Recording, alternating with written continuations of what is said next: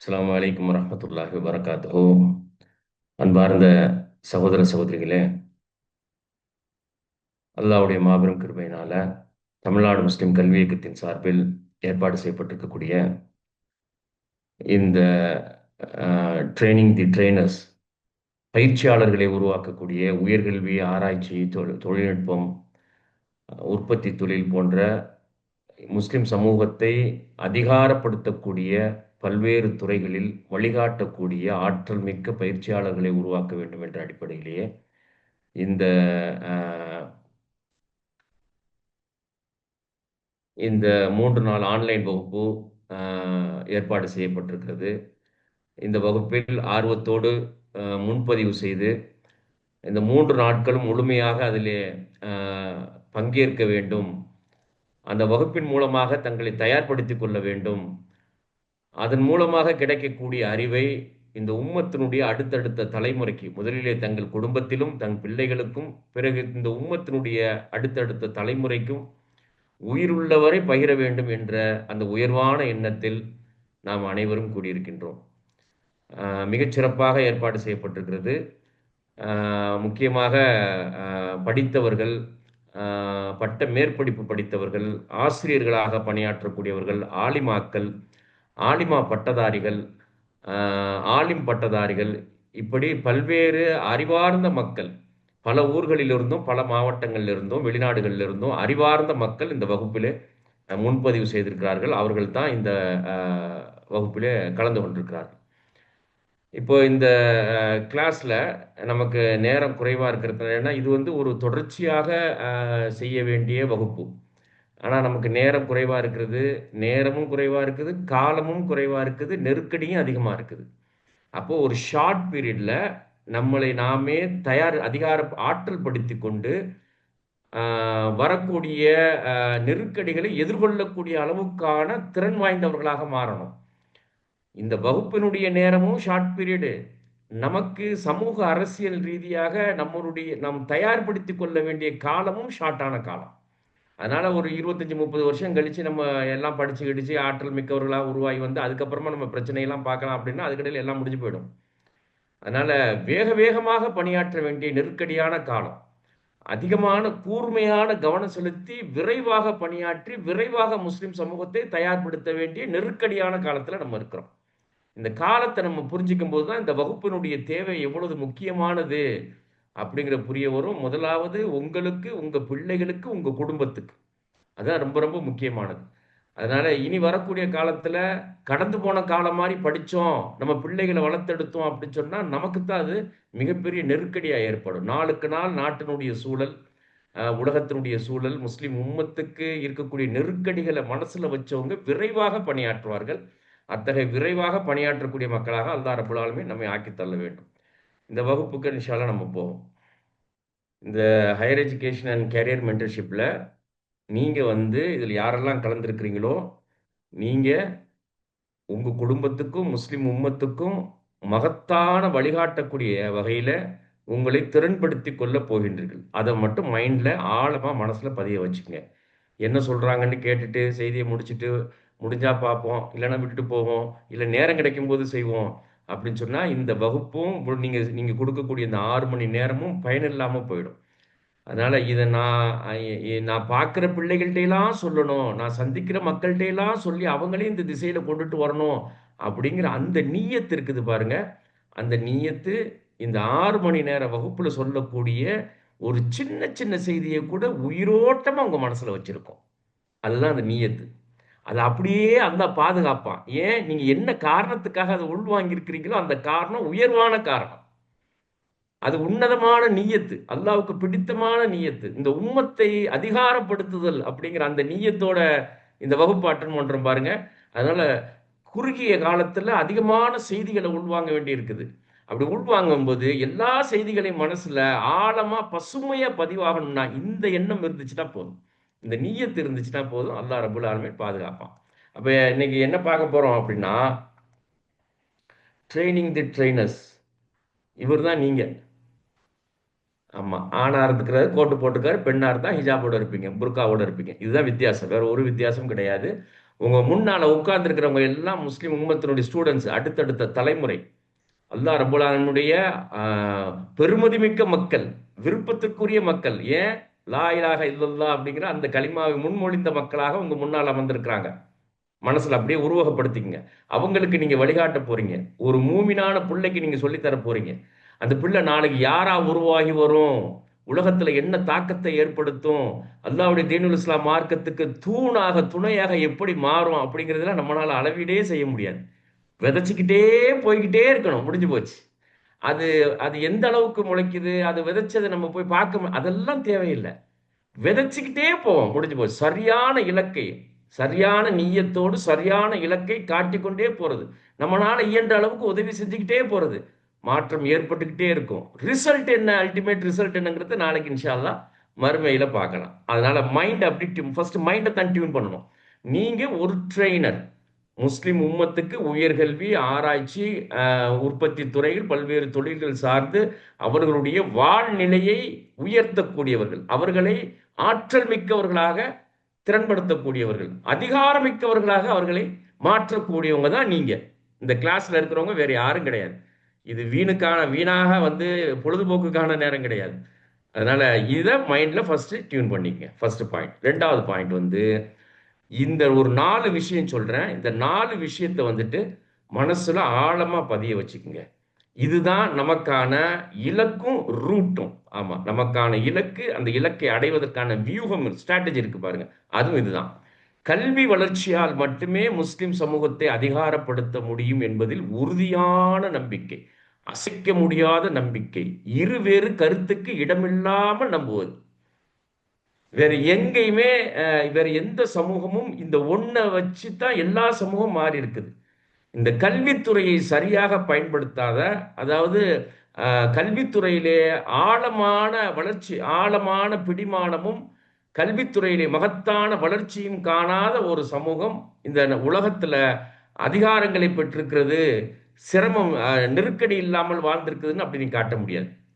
எல்லா சமூகத்தினுடைய வளர்ச்சிக்கும் அடிப்படை காரணம் என்ன அப்படின்னா கல்வித்துறை தான். அறிவார்ந்த சமூகம் தான் ஆற்றல் மிக்க சமூகமாக மாறும். இஸ்லாமிய வரலாறு முழுவதும் நமக்கு சாட்சியாக இருக்குது. நம்முடைய தத்துவமான குரானும் சுன்னாவும் நமக்கு அதைத்தான் வலியுறுத்துது. அறிவை கொண்டு தான். அறிந்து கொள், பிறகு வழிபாடு செய். First you learn, you observe, then you pray. அறிந்து கொண்டு இறைவன் யார், அவனுடைய ஆற்றல் என்ன, பண்புகள் என்ன, படைப்பு திறன் என்ன, இது எல்லாவற்றையும் அறிந்து கொண்டு வழிபாடு செய். அதுதான் நமக்கு கற்றுத்தரும். அதனால கல்வித்துறை மட்டும்தான் மாற்றத்தை ஏற்படுத்தும். முஸ்லிம் சமூகத்துல நிறைய பொருளாதாரம் வந்துருச்சு, மாற்றம் ஏற்படும்னா ஏற்படாது, சிக்கல் தான் ஏற்படும். அரசியல் ரீதியாக முஸ்லிம் சமூகத்தை அதிகாரப்படுத்த முடியுமா? நடக்கவே நடக்காது. அது சான்ஸே கிடையாது. Only through the education. அந்த கல்வித்துறையும் எப்படி, அல்லாஹ்வுடைய மார்க்க கல்வியினுடைய பின்புலத்துல நவீன கல்வி. இதுதான் ரொம்ப ரொம்ப முக்கியம். கல்விதான் மாற்றத்தை ஏற்படுத்தும், அதிகாரத்தை கொண்டுட்டு வரும். இஸ்லாமிய கலாச்சார கல்வியின் பின்புலத்துல அதுக்கு உட்பட்டு இன்னைக்கு நாளைக்கு வரக்கூடிய அதிகாரமிக்க கல்வி. அதனால கல்வித்துறை ஒன்றுதான் மாற்றத்தை ஏற்படுத்த முடியும். அதுல ஆழமான நம்பிக்கை. இப்போ இதுல உங்களுக்கு ஏதாவது சந்தேகம் எதுவும் இருந்துச்சுன்னா நீங்க இது முடிச்சதுக்கு அப்புறம் நம்ம குரூப்ல வாய்ஸ் மெசேஜ் போடுங்க. டைப் பண்ணி போட்டுக்கிட்டு இருந்தா அதுக்கு நம்ம நேரம் எடுத்துக்கிட்டு இருக்கோம். அதனால வாய்ஸ் மெசேஜ் போடுங்க, அதுக்கு விளக்கம் கொடுப்போம் இன்ஷா அல்லாஹ். ரெண்டாவது பாயிண்ட் இஸ்லாமிய வரல இப்படி ட்ரெயினர்ஸா உருவாகி வர்றதுக்கு என்ன தேவை அப்படின்னா, இந்த 4 வகையான, நான் சொல்ல போற 4 வகையான தகுதிகள் தேவை. அதுல முதலாவது தகுதி கல்விதான் மாற்றத்தை ஏற்படுத்தும் அப்படிங்கிறதுல உறுதியான நம்பிக்கை. அந்த கல்வியும் என்ன, மார்க்க கல்வியின் பின்புலத்துல நவீன கல்வி. இரண்டாவது, இஸ்லாமிய வரலாற்றை உலக வரலாற்றோடு இணைத்த ஆழமான புரிதல் வேணும். ஹிஸ்டரி நாலேஜ் இருக்கிறவங்கனால மட்டும்தான் சமூகத்துக்கு தெளிவான பாதையை காட்ட முடியும், சரியான பாதையை காட்ட முடியும். வரலாற்று புரிதல் இல்லாதவங்கனால இன்றைக்கு நடக்கக்கூடிய ஒரு விஷயத்தை சரியான கோணத்துல, சரியான அளவீட்டுல கூட புரிஞ்சிக்க முடியாது அவங்களால. அதனால ஆழமான வரலாற்று புரிதல் வேணும். இஸ்லாமிய வரலாற்றை உலக வரலாற்றோடு இணைத்து புரிதல் இருக்கணும், ஆழமான புரிதல் இருக்கணும். மூணாவது பாயிண்ட், உயர் அதிகாரங்களையும் பெரும் பொருளாதாரத்தையும் அடைவதற்கான வாய்ப்புள்ள ஆராய்ச்சி துறைகளை அறிந்து வைத்திருப்பது. பிள்ளைகளுக்கு, நம்ம வீட்டில் வளரக்கூடிய பிள்ளைகளுக்கு சொல்லிக் கொடுக்கும் போதும் சரி, அந்த மற்ற பிள்ளைகளுக்கு வழிகாட்டும் போதும் சரி, இந்த ரெண்டும் உயர் அதிகாரங்கள், சரியா? ஆமாம். மோஸ்ட் பவர்ஃபுல் பொசிஷன் என்ன, இந்த உலகத்திலேயே மோஸ்ட் பவர்ஃபுல் பொசிஷன் என்ன? உலகம் யார் கையில இயங்கிக்கிட்டு இருக்குது? பெரும் பொருளாதாரத்தை அடைவதற்கான வாய்ப்பு என்ன? அதுக்கான வழிமுறைகள் என்ன? ஹலாலான வழிமுறைகள் என்ன? இந்த ரெண்டையும் தேடி தேடி தேடி அறிந்து அதை டெவலப் பண்ணி கொண்டுட்டு வர்றாங்க பாருங்க. அவங்களுடைய வழிகாட்டுதல் தான் சரியான வழிகாட்டுதல் இருக்கும். ஏன்? இந்த ரெண்டுமே மனித குலத்துல மாற்றத்தை ஏற்படுத்தக்கூடிய திறன் வாய்ந்த வலிமையான ஆயுதங்கள். அறிவாற்றலும் சரி, அதிகாரமிக்க அறிவு இருக்குது பாருங்க. அறிவிலேயே அதிகாரமிக்க அறிவு இருக்குது. அது எல்லாத்தையும் நம்ம இந்த 3 நாள் கிளாஸ்ல பார்க்க போறோம். ரெண்டாவது, பெரும் பொருளாதாரம். பொருளாதாரம் பெரும் மாற்றங்களை ஏற்படுத்தும். இன்னைக்கு உலகத்துல எந்த மாதிரியான மாற்றங்களை ஏற்படுத்திக்கிட்டு இருக்குது அப்படிங்கிறதையும் நம்ம பார்க்க போறோம். இந்த இரண்டையும் அடைவதற்கான வாய்ப்புள்ள ஆராய்ச்சி துறைகள் எது, ரிசர்ச் ஏரியா எது என்பதை தெரிந்து வச்சிருக்காரு. கல்வித்துறை எது? ரெண்டையும் அடைவதற்கான அண்டர் கிராஜுவேஷன் படிப்பது, மாஸ்டர் டிகிரி படிப்பதுலாம் செகண்டரி, அது ரெண்டாவது. ஆராய்ச்சி துறை எது? இந்த இரண்டு இடங்களையும் அடைவதற்கான ரிசர்ச் பாதை எது அப்படிங்கிறது தெரிஞ்சு வச்சிருக்கணும். அதை தெரிஞ்சுக்கிட்டோம் அப்படின்னு சொல்லி சொன்னா அதுக்கு உதவி செய்யக்கூடியதான் பட்டப்படிப்பு, பட்ட மேற்படிப்பு எல்லாமே. அது ஈஸியா நமக்கு தெரிஞ்சிடும், ஈஸியா நம்ம ஹேண்டில் பண்ணிட முடியும். அதனால இதை தெரிஞ்சு வச்சிருக்கிறது, இது ஒரு காலத்துக்கு தகுந்த மாதிரி மாறிக்கிட்டே இருக்கும். ஒவ்வொரு 2 வருஷம் 5 வருஷத்துக்கு மாறிக்கிட்டே இருக்கும். உயர் அதிகாரங்க மிக்க பொறுப்புகளுடைய நிலை அப்படியே மாறிக்கிட்டே இருக்கும். இங்க இருந்து அங்க, அங்க இருந்து அப்படியே மாறும். பெரும் பொருளாதாரத்தை ஈட்டக்கூடியதும் மாறும். 5 வருஷத்துக்கு முன்னால் இருந்தது கிடையாது இப்போ. இனி அடுத்த 5 வருஷத்துல கம்ப்ளீட்டா எல்லாமே மாறிடும். அதனால எல்லாமே அது மாறக்கூடியது. இது 3வது பாயிண்ட். 4வது பாயிண்ட், சமகால புவிசார் அரசியல் இருக்கு பாருங்க, ஜியோ பாலிடிக்ஸ் இருக்குது பாருங்க. உலகத்தினுடைய ஜியோ பாலிடிக்ஸ் மற்றும் உலகின் அரசியல் பொருளாதாரம் இருக்கு பாருங்க, பொலிட்டிக்கல் எக்கானமி குறித்த விசாலமான அறிவு. இதை காலையில ஒரு 2 மணி நேரம் நீங்க இன்டர்நேஷனல் நியூஸ் படிச்சு அதை வரலாற்றோடு நீங்க பொருத்தி பார்த்தீங்கன்னா உங்களுக்கு இது ஈஸியா வந்துடும். இது உடனே வந்துடாது. இது ஒரு லாங் ப்ராசஸ். இதனுடைய பயிற்சி இருந்துகிட்டே இருக்கும். காலையில எந்திரிச்சோடனே பிரஷ் பண்றோமா, டீ குடிக்கிறோமா, அந்த மாதிரி காலையில எந்திரிச்சோனையும் உலக அரசியலை தெரிஞ்சு வச்சிருக்கிறது இருக்கு பாருங்க, அதனுடைய பின்புலத்தை தெரிஞ்சு வச்சிருக்க, ஹிஸ்டரியை தெரிஞ்சு வச்சிருக்கு பாருங்க. அதுதான் இந்த எல்லாத்துக்குமே பேஸ். உங்களை வலிமையான நபராக மாற்றும், இண்டிவிஜுவல் வலிமையான தனிநபராக மாற்றும், தலைமைத்துவத்துக்கு கொண்டு போகும், வழிகாட்டக்கூடிய இடத்துக்கு உங்களை கொண்டுட்டு போகும். குறிப்பா பாலிசி மேக்கர்ஸா இருக்கிறாங்க பாருங்க, அவங்க எல்லாருமே இந்த விஷயத்துல 4வது பாயிண்ட் சொல்லியிருக்கேன் பாருங்க, ஜியோ பாலிடிக்ஸ்லையும் இன்னைக்கு உலகத்தை ஆக்கிரமித்திருக்கக்கூடிய, ஆட்டுவிக்கக்கூடிய பொலிட்டிக்கல் எக்கானமி, அரசியல் பொருளாதாரம் இருக்குது பாருங்க. பொருளாதாரத்தை அரசியல் காரணங்களுக்காக பயன்படுத்தக்கூடியது தான் அரசியல் பொருளாதாரம். அப்ப அதையும் தெரிஞ்சு வச்சிருக்குது. இந்த 4 பாயிண்ட் தான் நமக்கான இந்த அதாவது ஹையர் எஜுகேஷனுக்கு, உற்பத்தி தொழிலுக்கு, ஆராய்ச்சிக்கு வழிகாட்டக்கூடியவர்களுக்கு மிக பேஸ் தகுதி என்னென்ற அந்த 4 பாயிண்ட் தெரிஞ்சு வச்சிருக்கிறது. அதனால இது ரொம்ப முக்கியமா குறிப்பெடுத்துக்குங்க. நீங்க படிக்க படிக்க உங்களுடைய தனித்துவத்தின் அடிப்படையில் நீங்க வெளிப்படுத்துவீங்க. சிஎம்என் சலீம் மாதிரி பேசணும்னு அவசியம் இல்லை, சிஎம்என் சலீம் சொல்லதே சொல்லணும்னு அவசியம் இல்லை. நீங்க படிச்சீங்கன்னா உங்கள்கிட்ட இருந்து அதான் எதை வெளிப்படுத்தணும்னு நினைக்கிறானோ அது தனித்துவமா வெளிப்படும். அது முஸ்லிம் சமூகத்துக்கு மிகப்பெரிய ஒரு பலனா இருக்கும். வழிகாட்டுதல் அவங்களுக்கு மிகச்சரியான வழிகாட்டுதலாகவும் இருக்கும். அதனால இந்த 4 பாயிண்ட் ரொம்ப ரொம்ப முக்கியமான பாயிண்ட்.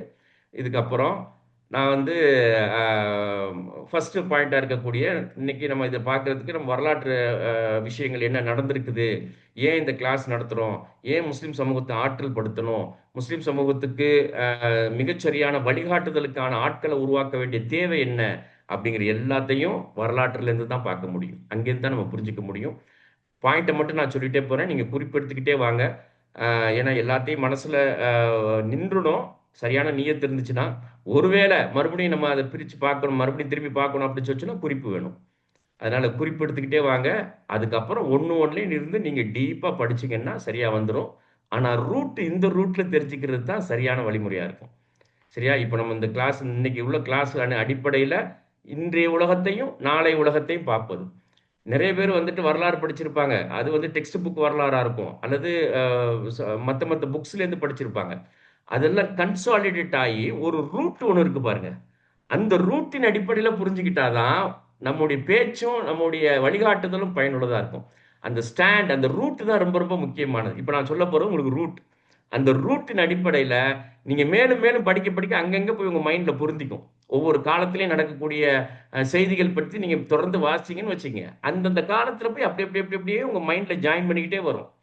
ஒரு இது இது கண்டினியூவாக நீங்கள் பண்ணீங்கன்னா ஒரு 3-4 வருஷத்தில் நைட்டு 2 மணிக்கு உங்களை எழுப்பி கேட்டால் கூட கிளியராக வந்து விஷயத்தை சொல்லுவீங்க. அதனால் இது ஒரு லாங் டேர்ம் ப்ராசஸ். விஷயத்துக்கு வருவோம். இப்போ கிளாஸில் வந்துட்டு நீங்கள் குறிப்பெடுத்துக்குங்க. ஹிஸ்ட்ரி கிளாஸ்க்கு போயிடுவோம். ஃபர்ஸ்ட் பாயிண்ட் நீங்கள் படிக்க வேண்டியது என்னன்னா, இந்த ஒரு வார்த்தையில் நீங்கள் படிங்க. குறிச்சிக்கங்க. கோல்டன் ஏஜ் ஆஃப் இஸ்லாம் அப்படிங்கிறது வந்து குறிச்சிக்கங்க. 750 பெருமானார் ரசூலுல்லாஹி ஸல்லல்லாஹு அலைஹி வஸல்லம் வஃபாத்தான ஒரு ஒரு வஃபாத்தான அவங்க காலத்திலேருந்து அல்லாஹ்வுடைய ரசூல் காலத்திலேருந்து நீங்கள் வாசிக்க ஆரம்பிச்சிருங்க. வாசிக்க ஆரம்பிச்சு இந்த 1750 வரைக்கும் ஏறக்குறைய ஒரு 1000 வருஷம். அந்த 1000 வருஷத்தினுடைய செய்திகளை நீங்கள் படிச்சீங்கன்னா உங்களுக்கு ரூட்டு புரிஞ்சிடும். நான் ஒரு ஒரு பாயிண்ட்டை மட்டும் அப்படியே தொட்டுட்டு வந்துடுவோம். ஏன்னா இந்த பேஸ் இல்லாமல் எந்த வேலை செஞ்சாலும் சரி, என்ன சொற்பொழிவு ஆட்டினாலும் சரி, அது அரசியல் சொற்பொழிவாக இருக்கட்டும், சமூக சொற்பொழிவாக இருக்கட்டும், ஆன்மீக சொற்பொழிவாக இருக்கட்டும், எது ஆட்டினாலும் இந்த பேஸ். இந்த பேஸை டச் பண்ணாமல் நம்ம சொற்பொழிவு ஆட்டுறோம் அப்படின்னு சொன்னோம்னா அது தாமரை இலை தண்ணீர் மாதிரி இருக்கும். முஸ்லீம்களுடைய உள்ளத்தில் பதியாது. உள்ளத்தில் எப்போ பதியும் அப்படின்னா ஹிஸ்டாரிக்கல் பேக்ரவுண்டோடு சொல்லும்போது தான் உள்ளத்தில் பதியும். ஏன்? அதுதான் எமோஷனல் தாக்கத்தை ஏற்படுத்தும். அதனால கோல்டன் ஏஜ் ஆஃப் இஸ்லாம்ன்ற வார்த்தையை மட்டும் நீங்க வீட்டில் கூகுளில் உட்காந்து நீங்க சர்ச் பண்ணாவே உங்க ஆயுள் முழுக்க நீங்க படிக்கலாம். ஆமா, ஒரு நாள் 2 நாள்ல படிச்சு முடிச்சு உங்க ஆயுள் முழுவதும் படிக்கலாம். நீங்க 12-24 மணி நேரம் படிச்சாலும் உங்க ஆயுள் போதாது. அவ்வளவு 1400 வருஷத்து வரலாறு இருக்குது. அதுக்கு முந்தி பின்புலம் இருக்குது. பெருமானார் ரசூலுல்லாஹி ஸல்லல்லாஹு அலைஹி வஸல்லம் காலத்துக்கு முந்தின நடந்தது தானே அதனுடைய அப்டேஷன் தானே. அதனால அதுக்கு முந்தினது இருக்குது. அதனால அது அவ்வளோ பெரிய செய்தி. இந்த ஒரு வார்த்தையை மட்டும் வச்சு படிச்சுட்டு வாங்க. ஃபர்ஸ்ட் பாயிண்ட் என்ன அப்படின்னா, இதுல இந்த கோல்டன் ஏஜ் ஆஃப் இஸ்லாம்ங்கிற இடத்துல மிக முக்கியமான பாயிண்ட்டை மட்டும் சொல்லிட்டு போறேன். இந்த 2 நகரங்களை பத்தி படிக்கணும். ஒண்ணு இந்த பாக்தாத் இருக்குது. இது வந்துட்டு மத்திய ஆசியால இருக்கக்கூடிய, மிடில் ஈஸ்ட்ல இருக்கக்கூடிய பாரசீக பகுதியில் இருக்கக்கூடிய ஒரு பிராந்தியம். சரி, இது அரபு பிராந்தியம். பாரசீகத்தில் இருக்கக்கூடிய பிராந்தியம் அது வந்து பாக்தாத். இன்னொன்று இந்த அட்லாண்டிக் கடலுக்கு பக்கத்தில் இருக்கக்கூடிய கரையோர நாடாக இருக்கக்கூடிய ஸ்பெயின், கார்டோபா. சரியா, இஸ்லாமிக் ஸ்பெயின் சொல்லுவாங்க பாருங்க. இது இது வந்து யூரோப். இது வந்து நார்த் ஆப்பிரிக்கா. சரி, வட ஆப்பிரிக்கா. இது வந்து மிடில் ஈஸ்ட். வரலாறு படிக்கும்போது மிக முக்கியமாக மைண்டில் ஜியாகிரபி படம் மாதிரி இருக்கணும். அப்போ தான் வந்துட்டு அந்த நிலத்தோடு சேர்த்து செய்தியை புரிஞ்சிக்க முடியும். செய்தியை மட்டும் புரிஞ்சுக்கிட்டோம், நிலம் எங்கே இருக்குதுன்னு மைண்டில் டச் ஆகலை அப்படின்னா செய்தி ஒரு பக்கம் நிற்கும், நிலம் ஒரு பக்கம் நிற்கும், ஒட்டாது. நம்மளால அது மனசில் நிற்காது. அதனால ஸ்பெயின் எங்கே இருக்குது அப்படின்னா கரெக்டாக மைண்டு டக்குன்னு மணக்கண்ணுன்னு சொல்லுவாங்க பாருங்க, அதிலே போகணும். அட்லாண்டிக் பெருங்கடல் இருக்குது, மத்திய தரைக்கடலுக்கு மேலே, அட்லாண்டிக் பெருங்கடலுக்கு ஓரத்தில் அப்படின்னு சொல்லி கரெக்டாக அந்த இடத்துக்கு போயிடணும். இதுதான் வந்து இஸ்லாமிக் ஸ்பெயின், அந்தலூஸ்ன்னு சொல்லுவாங்க. சரியா, அதில் ஒரு நகரம் கார்டோபா. அந்தலூஸ் பற்றி ஃபுல்லாக படிக்கணும். Cordoba, Baghdad. Cordoba, Baghdad. இந்த கோல்டன் ஏஜ் ஆஃப் இஸ்லாம்ங்கிற வார்த்தையில் நீங்கள் படிக்க ஆரம்பிச்சீங்கன்னா இந்த 2 நகரங்களும் திரும்ப திரும்ப திரும்ப திரும்ப உங்கள் கவனத்துக்கு வந்துக்கிட்டே இருக்கும். இப்போ பாருங்க, கார்டோபா. சரியா, இது எல்லாமே இந்த 1400 வருஷத்தில் நடந்திருக்கக்கூடிய சம்பவங்களை தான் நம்ம பார்க்குறோம். அதனுடைய உலக வரலாறும் அதுதான். மத்திய கால வரலாறுன்னு சொல்லக்கூடியது இந்த 1400 வருஷம் தான். நம்ம நாட்டில் சொல்லித்தரக்கூடிய எந்த டெக்ஸ்ட் புக்லையும் நீங்கள் பார்க்க முடியாது. ஹிஸ்ட்ரி, எம்ஏ ஹிஸ்ட்ரி பண்ணாலும் சரி பார்க்க முடியாது. எம்ஃபில் பிஹெச்டி முடித்த ஹிஸ்ட்ரி முடித்தவங்களுக்கே இது தெரியாது. ஏன்னா டெக்ஸ்ட் புக்கில் கிடையாது. டெக்ஸ்ட் புக்கை மட்டும் படிச்சுட்டு வரதுனால உள்ள வேணாம். இது 2 செய்தியும் படிக்கிறாங்க. நீங்கள் 100-150 புக்கு படித்து ஒரு ஒரு செய்தியாக கனெக்ட் பண்ணணும். இதுக்கும் கனெக்ட் பண்ணாதான் உங்களுக்கு ஓரளவுக்காக புரிஞ்சிக்க முடியும். அப்போ ஒரு நகரம் கார்டோவா, இன்னொரு நகரம் பாக்தாத். சரியா, இந்த 2 நகரங்களை கோல்டன் ஏஜ் ஆஃப் இஸ்லாம்னு போட்டிங்கன்னா மாற்றி மாற்றி மாற்றி வரும். அதுக்கப்புறமா தான் துணை நகரங்களாக இருக்கக்கூடிய துனிசியா வரும், கெய்ரோ வரும், டமாஸ்கஸ் வரும், இது எல்லாமே வரும். இந்த பாக்தாத்தில் அப்பாசிய கேலிஃபட் இருந்துச்சு, கிலாஃபத்துன்னு சொல்லுவோம் பாருங்க. அல்லாவுடைய தூதர் காலத்துக்கு பிறகு, பெருமானார் ரசூலுல்லாஹி ஸல்லல்லாஹு அலைஹி வஸல்லம் காலத்துக்கு பிறகு குலஃபாய் ராஷிதீன்களுடைய காலம். சரியா, அது ஒரு ஒரு ஒரு 39-40 வருஷத்துக்குள்ளே இருக்கும் அது ஃபுல்லாக. அதன் பிறகு உமையாக்களுடைய ஆட்சி 660 750 வரைக்கும் உமையாக்களுடைய ஆட்சி. உமையா கேலிஃபட்னு சொல்லுவாங்க. டமாஸ்கஸ் தலைநகர சிரியாவினுடைய டமாஸ்கஸ் தலைநகராக வச்சு உமையாக்களுடைய ஆட்சி. அதுக்கப்புறம் அந்த உமையாக்கள்கிட்டேருந்து அப்பாசியாக்கள் ஆட்சியை பிரிச்சுக்கிட்டாங்க. இந்த உமையாக்கள் அப்பாசியாக்கள் யாரு? 2 பேரும் ரசூல் ஸல்லல்லாஹு அலைஹி வஸல்லம் பங்காளிகள். 2 பேத்துக்கு மத்தியில் தான் சண்டை, போர் எல்லாமே. உமையாக்களை ஒட்டுமொத்தமாக அழிச்சு கொண்டு குவிச்சுட்டு தான் அப்பாசியாக்கள் ஆட்சியை பிடிச்சிக்கிட்டாங்க. சரியா, அது அப்புறம் டமாஸ்கஸ்லேருந்து பாக்தாத்துக்கு தலைநகர் மாறிடுச்சு. 750 1258 வரைக்கும் ஏறக்குறைய ஒரு 500 வருஷம், 508 வருஷம் அப்பாசிய கேலிஃபேட் இருந்துச்சு. ஆட்சி பாக்தாதுக்கு மாறின உடனேயும் இந்த மாதிரி வந்து ஒரு நகரத்தை உருவாக்குனாங்க. அதான் பாக்தாத். இதுதான் அன்றைய பாக்தாது நகரம். சுற்றி அந்த அந்த அந்த வட்ட வடிவிலான கோட்டையை கட்டி, கோட்டைக்கு வெளியில் அகழ் தோண்டி அதுக்குள்ளே தான் பாக்தாது நகரம் அமைச்சாங்க. இது உலக புகழ்பெற்றது. எல்லாரும் கோட்டையை வந்து ஸ்கொயராக கட்டுவாங்க, இவங்க ரவுண்டாக வச்சாங்க. ஏன்னா இன்னொரு பக்கத்துல இருந்து எதிரி வந்தான்னா அவனை கண்டறியறது இது ஈஸியா இருக்கும், இந்த இந்த வட்ட வடிவில். இது ரொம்ப புகழ்பெற்ற ஒரு ஸ்ட்ரக்சர் இது. இதுதான் வந்து அப்பாசியா கேலிஃபேட். இதுல அந்த 500 வருஷத்துல குறிப்பா ஒரு பீக் பீரியட் சொல்லக்கூடிய ஒரு 10ஆம் நூற்றாண்டு 11ஆம் நூற்றாண்டு அந்த ஒரு பீரியட் இருந்துச்சு பாருங்க, அப்பாசியா கேலிஃபேட்டினுடைய பீக் பீரியட். அது வந்துட்டு உலகத்தின் தலை சிறந்த நகராக பாக்தாத் மாறி போணுச்சு. என் கிளாஸு கல்வி இயக்கத்தினுடைய கிளாஸ் அட்டன் பண்ணியிருக்கிறவங்களுக்கு இந்த வரலாறு தெரியும். புதுசாக ஜாயின் பண்ணுறவங்களுக்கு இது கொஞ்சம் புதுசாக இருக்கும். அதனால் நீங்கள் வந்து அது ஃபாலோ பண்ணிக்கங்க, பின்னால் படித்து தெரிஞ்சுக்கிறீங்க. அப்போது அந்த கலிஃபா ஹார்ன் அல் ரஷீத் அவங்க வந்து இதுக்கான அடித்தளத்தை ஏற்படுத்தினாங்க. ஏற்படுத்தி பாக்தாது நகரை உலகின் அறிவுத்துறையில் தலை சிறந்த நகராக உருவாக்கணுங்கிற அடிப்படையில் பைத்துல் ஹிக்மாங்கிற ஒரு நிறுவனத்தை உருவாக்குனாங்க. அந்த நிறுவனம் என்ன அப்படின்னா, உலகத்தின் தலை சிறந்த நூல்கள் எல்லாத்தையும் கொண்டுட்டு வந்து அரபு மொழிக்கு மொழியாக்கம் பண்ணி அதை அரபு மொழியில் டிரான்ஸ்லேட் பண்ணி அதில் ரிசர்ச் ஆராய்ச்சி மேற்கொண்டு அதையே பாடப்புத்தகமாக முஸ்லீம் நிலப்பரப்பில் இருக்கக்கூடிய ஸ்கூல்ஸ் காலேஜஸ் எல்லாத்துலேயும் வச்சாங்க. இதுதான் வந்து அந்த பைத்துல் ஹிக்மாவுடைய முக்கியமான வேலை. அப்போ அப்டேட்டட் நாலேஜ் வந்து தாய்மொழிக்கு மொழியாக்கம் செய்யப்பட்டு அது எல்லா ஸ்கூல்ஸ்லேயும் கொண்டு போய் வைக்கக்கூடிய வேலை ரெகுலராக நடந்துச்சுன்னா அந்த சமூகம், அந்த பிள்ளைங்க எவ்வளவு ஆற்றல் மிக்கவர்களாக வருவாங்க, எவ்வளவு அப்டேட்டடாக வருவாங்க. அந்த வேலை நடந்துச்சு. அஸ்ட்ரானமியில், வானியலில், கெமிஸ்ட்ரி, வேதியியலில், psychology, medicine, literature, botany, mathematics, architecture, geography, social science, law, ஒன்று கூட விடலை. எந்த துறையும் தொடாத துறை என்று ஒன்று கூட விடலை. ஒரு 300 வருஷம் கிட்டத்தட்ட 8ஆம் நூற்றாண்டு 11ஆம் நூற்றாண்டு வரைக்கும் 300 வருஷம் பாக்தாத் வந்துட்டு அறிவுத்துறையினுடைய ஆளுமை செலுத்துனுச்சு உலகத்திலேயே. உலகத்தில் ஐரோப்பிய நாடுகளில் அன்னைக்கு இந்த மாதிரியான உயர்கல்வி படிக்கணும், ரிசர்ச்சில் போகணும் அப்படின்னு சொன்னால் பாக்தாதுக்கு தான் வருவாங்க. தவம் இருந்து வருவாங்க. ஏன்னா அங்கே தான் அப்டேட்டட் நாலேஜ் இருந்துச்சு. அதனால முஸ்லீம்களை வந்துட்டு அல்லாஹ் வாக்கு கொடுத்த மாதிரி அல்லாஹ்வுடைய பாதையிலே வரக்கூடியவர்களுக்கு அந்த ஆட்சி அதிகாரம் இருக்கும் அப்படிங்கிறத வந்து அல்லாஹ் நிகழ்த்தி காட்டியிருக்கிறான். அவங்களுடைய மார்க்க கல்வியின் 10 வருஷம் இஸ்லாமிக் ஸ்டடீஸ் படிப்பு மார்க்க கல்வி. அதன் பிறகு அவருக்கு எந்த துறையில் ஆர்வம் இருக்குதோ அந்த துறையில் போவார். அதுதான் இஸ்லாமியர்களுடைய முஸ்லிம்களுக்கான கல்வி முறை. எஜுகேஷன் சிஸ்டம் அப்படித்தான். ஃபர்ஸ்ட் 10 வருஷம் அவர் இவர் என்ற வேறுபாடு கிடையாது. ஒட்டுமொத்த உம்மத்துக்கும் 10 வருஷம் மார்க்க கல்வி. அந்த மார்க்க கல்வியிலேயே ஒரு லேயர் அவங்களுக்கு அந்த மேத்தமெட்டிக்ஸ் வரும், அஸ்ட்ரானமி வரும், எல்லாமே வந்துகிட்டே இருக்கும். ரெண்டுமே உலக கல்வி மார்க்க கல்வி பிரித்து பேசியிருக்கிறாங்க பாருங்க. அது கிடையாது. அது அப்படியே கம்பைண்டாவே வரும். கம்பைண்டா வந்து அது அதுக்கப்புறம் 10 வருஷத்துக்கு பிறகு அவருக்கு ஸ்பெஷலைசேஷன் எதில் பண்ணணும்னு நினைக்கிறாரோ அதில் போக ஆரம்பிச்சிடும். அப்போ இதுதான் வந்து அந்த பாக்தாத் வந்து தலை சிறந்த நகராக மாறி போயிருந்துச்சு. ஆயிரக்கணக்கான ஸ்காலர்ஸ் இருந்தாங்க. அதை பற்றின ஒரு சின்ன ஒரு கருத்து சொல்கிறாரு பாருங்க. American historian the story of சிவிலைசேஷனுங்கிற புத்தகம் இருக்கு. ஒரு 5 பாகம் எழுதியிருக்கிறாரு, நாகரீகங்களுடைய கதைகள் அப்படின்னு. அதில் அவர் கிளியராக சொல்கிறாரு பாருங்க.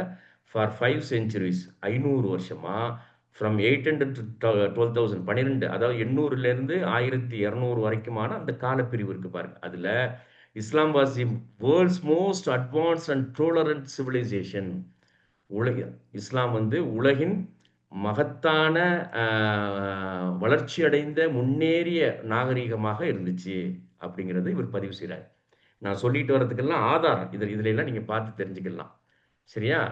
இது ஒன்னாச்சா பாக்தாத். அப்போ பாக்தாத் எப்படி இருந்துச்சு அப்படிங்கிறத உங்க மனக்கண்ணில் கொண்டுட்டு வந்துங்க. தலை சிறந்த நகர். அதனாலதான் இங்க இலங்கையில, தமிழ்நாட்டில் இருந்த பாண்டிய மன்னர் மூவேந்தர்களுடைய ஆட்சியில எல்லாம் வந்து பாக்தாதோடு தொடர்பு படுத்துகிறதுக்கு அம்பாசிடர்ஸை நியமிச்சது முஸ்லீம்களை நியமிச்சிருந்தாங்க. சேர மன்னர்கள், சோழ மன்னர்கள், பாண்டிய மன்னர்கள், கண்டி மன்னர்கள், அவங்க எல்லாம் வந்து முஸ்லீம்களை நியமிச்சிருந்தாங்க. அந்த காலப்பிரிவில் தான் நிறைய இஸ்லாமிய மார்க்கத்தை பிரச்சாரம் பண்ணுறதுக்கு இந்தியாவுக்கு இந்த ஈஸ்ட் கண்ட்ரிஸ் எல்லா இடத்துக்கும் நிறைய ஞானிகள் வந்த காலம். அந்த காலம் திருச்சி நத்தர் ஷாபாவெல்லாம் இருக்கிறாங்க பாருங்க. எல்லாரும் அந்த பீரியட்ல வந்தவங்க தான். அந்த அந்த 11th அந்த 12th செஞ்சுரியில் வந்தவங்க தான். வட இந்தியாவில் நிறைய அந்த மாதிரி வந்திருக்காங்க. நிசாமுத்தீன் அவுலியா அந்த மாதிரி நிறைய பேர் வந்திருக்காங்க.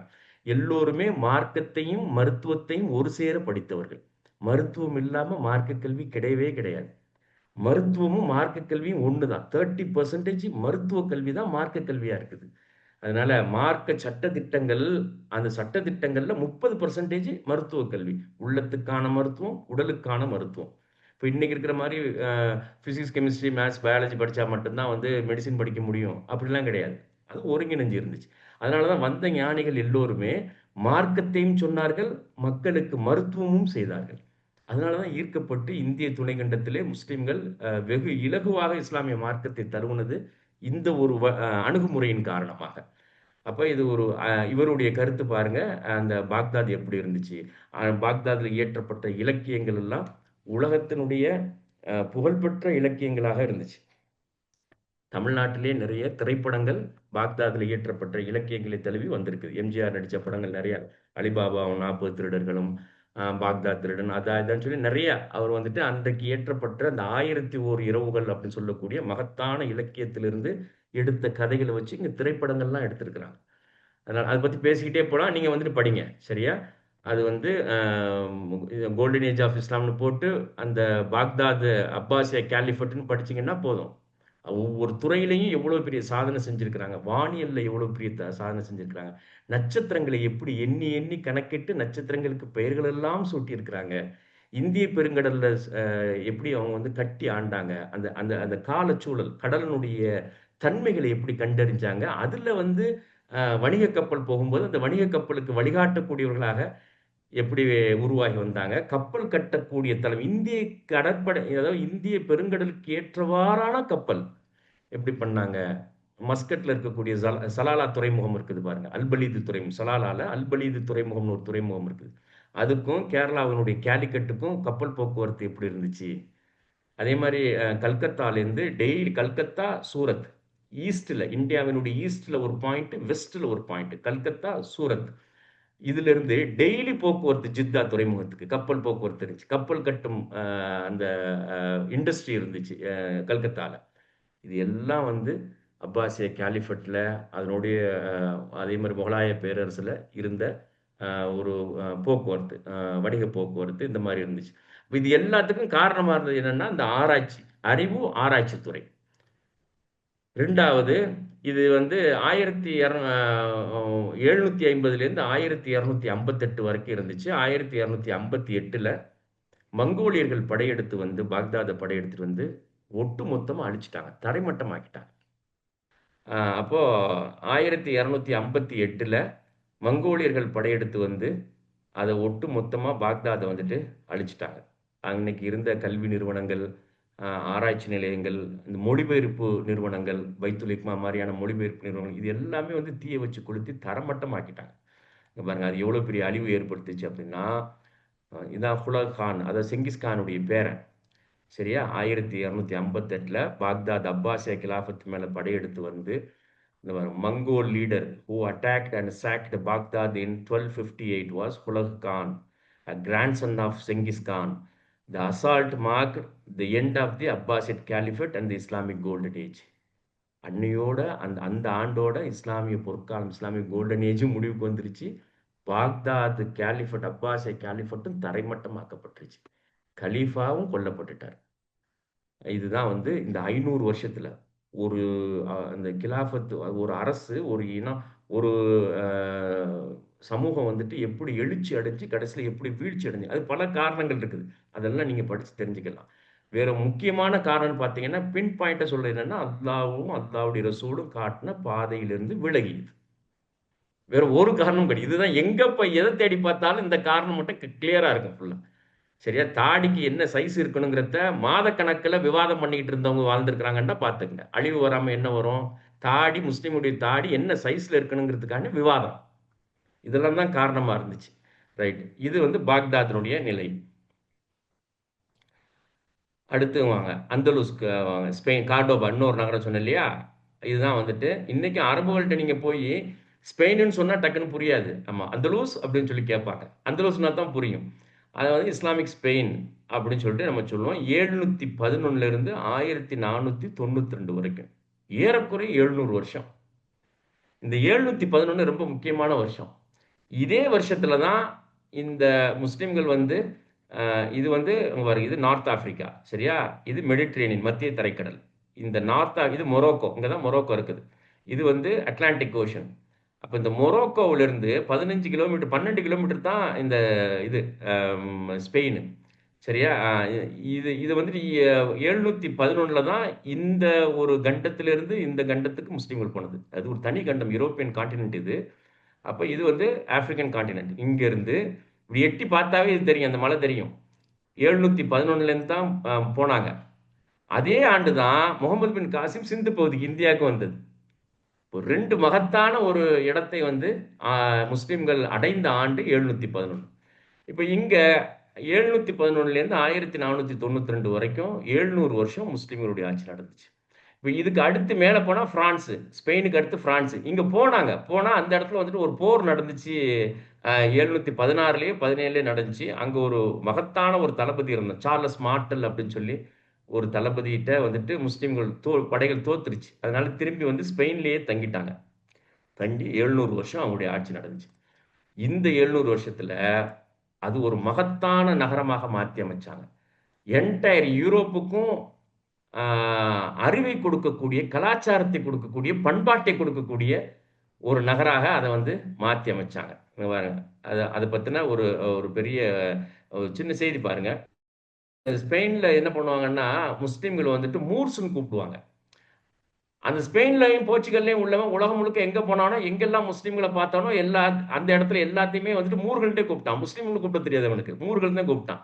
அதனாலதான் இந்தியாவுக்கு வரும்போது, தமிழ்நாட்டுக்கு வரும்போது, இலங்கைக்கு போகும்போது மூர்கள்தே சொன்னான். இப்போ மண்ணடியில் மூர் ஸ்ட்ரீட் இருக்கு பாருங்க, அந்த அடிப்படையில் வந்தது தான் அது. முஸ்லிம்கள் வாழ்ந்த பகுதிங்கிறதுனால மூர் ஸ்ட்ரீட்னு பேர் வச்சு அதுக்கு.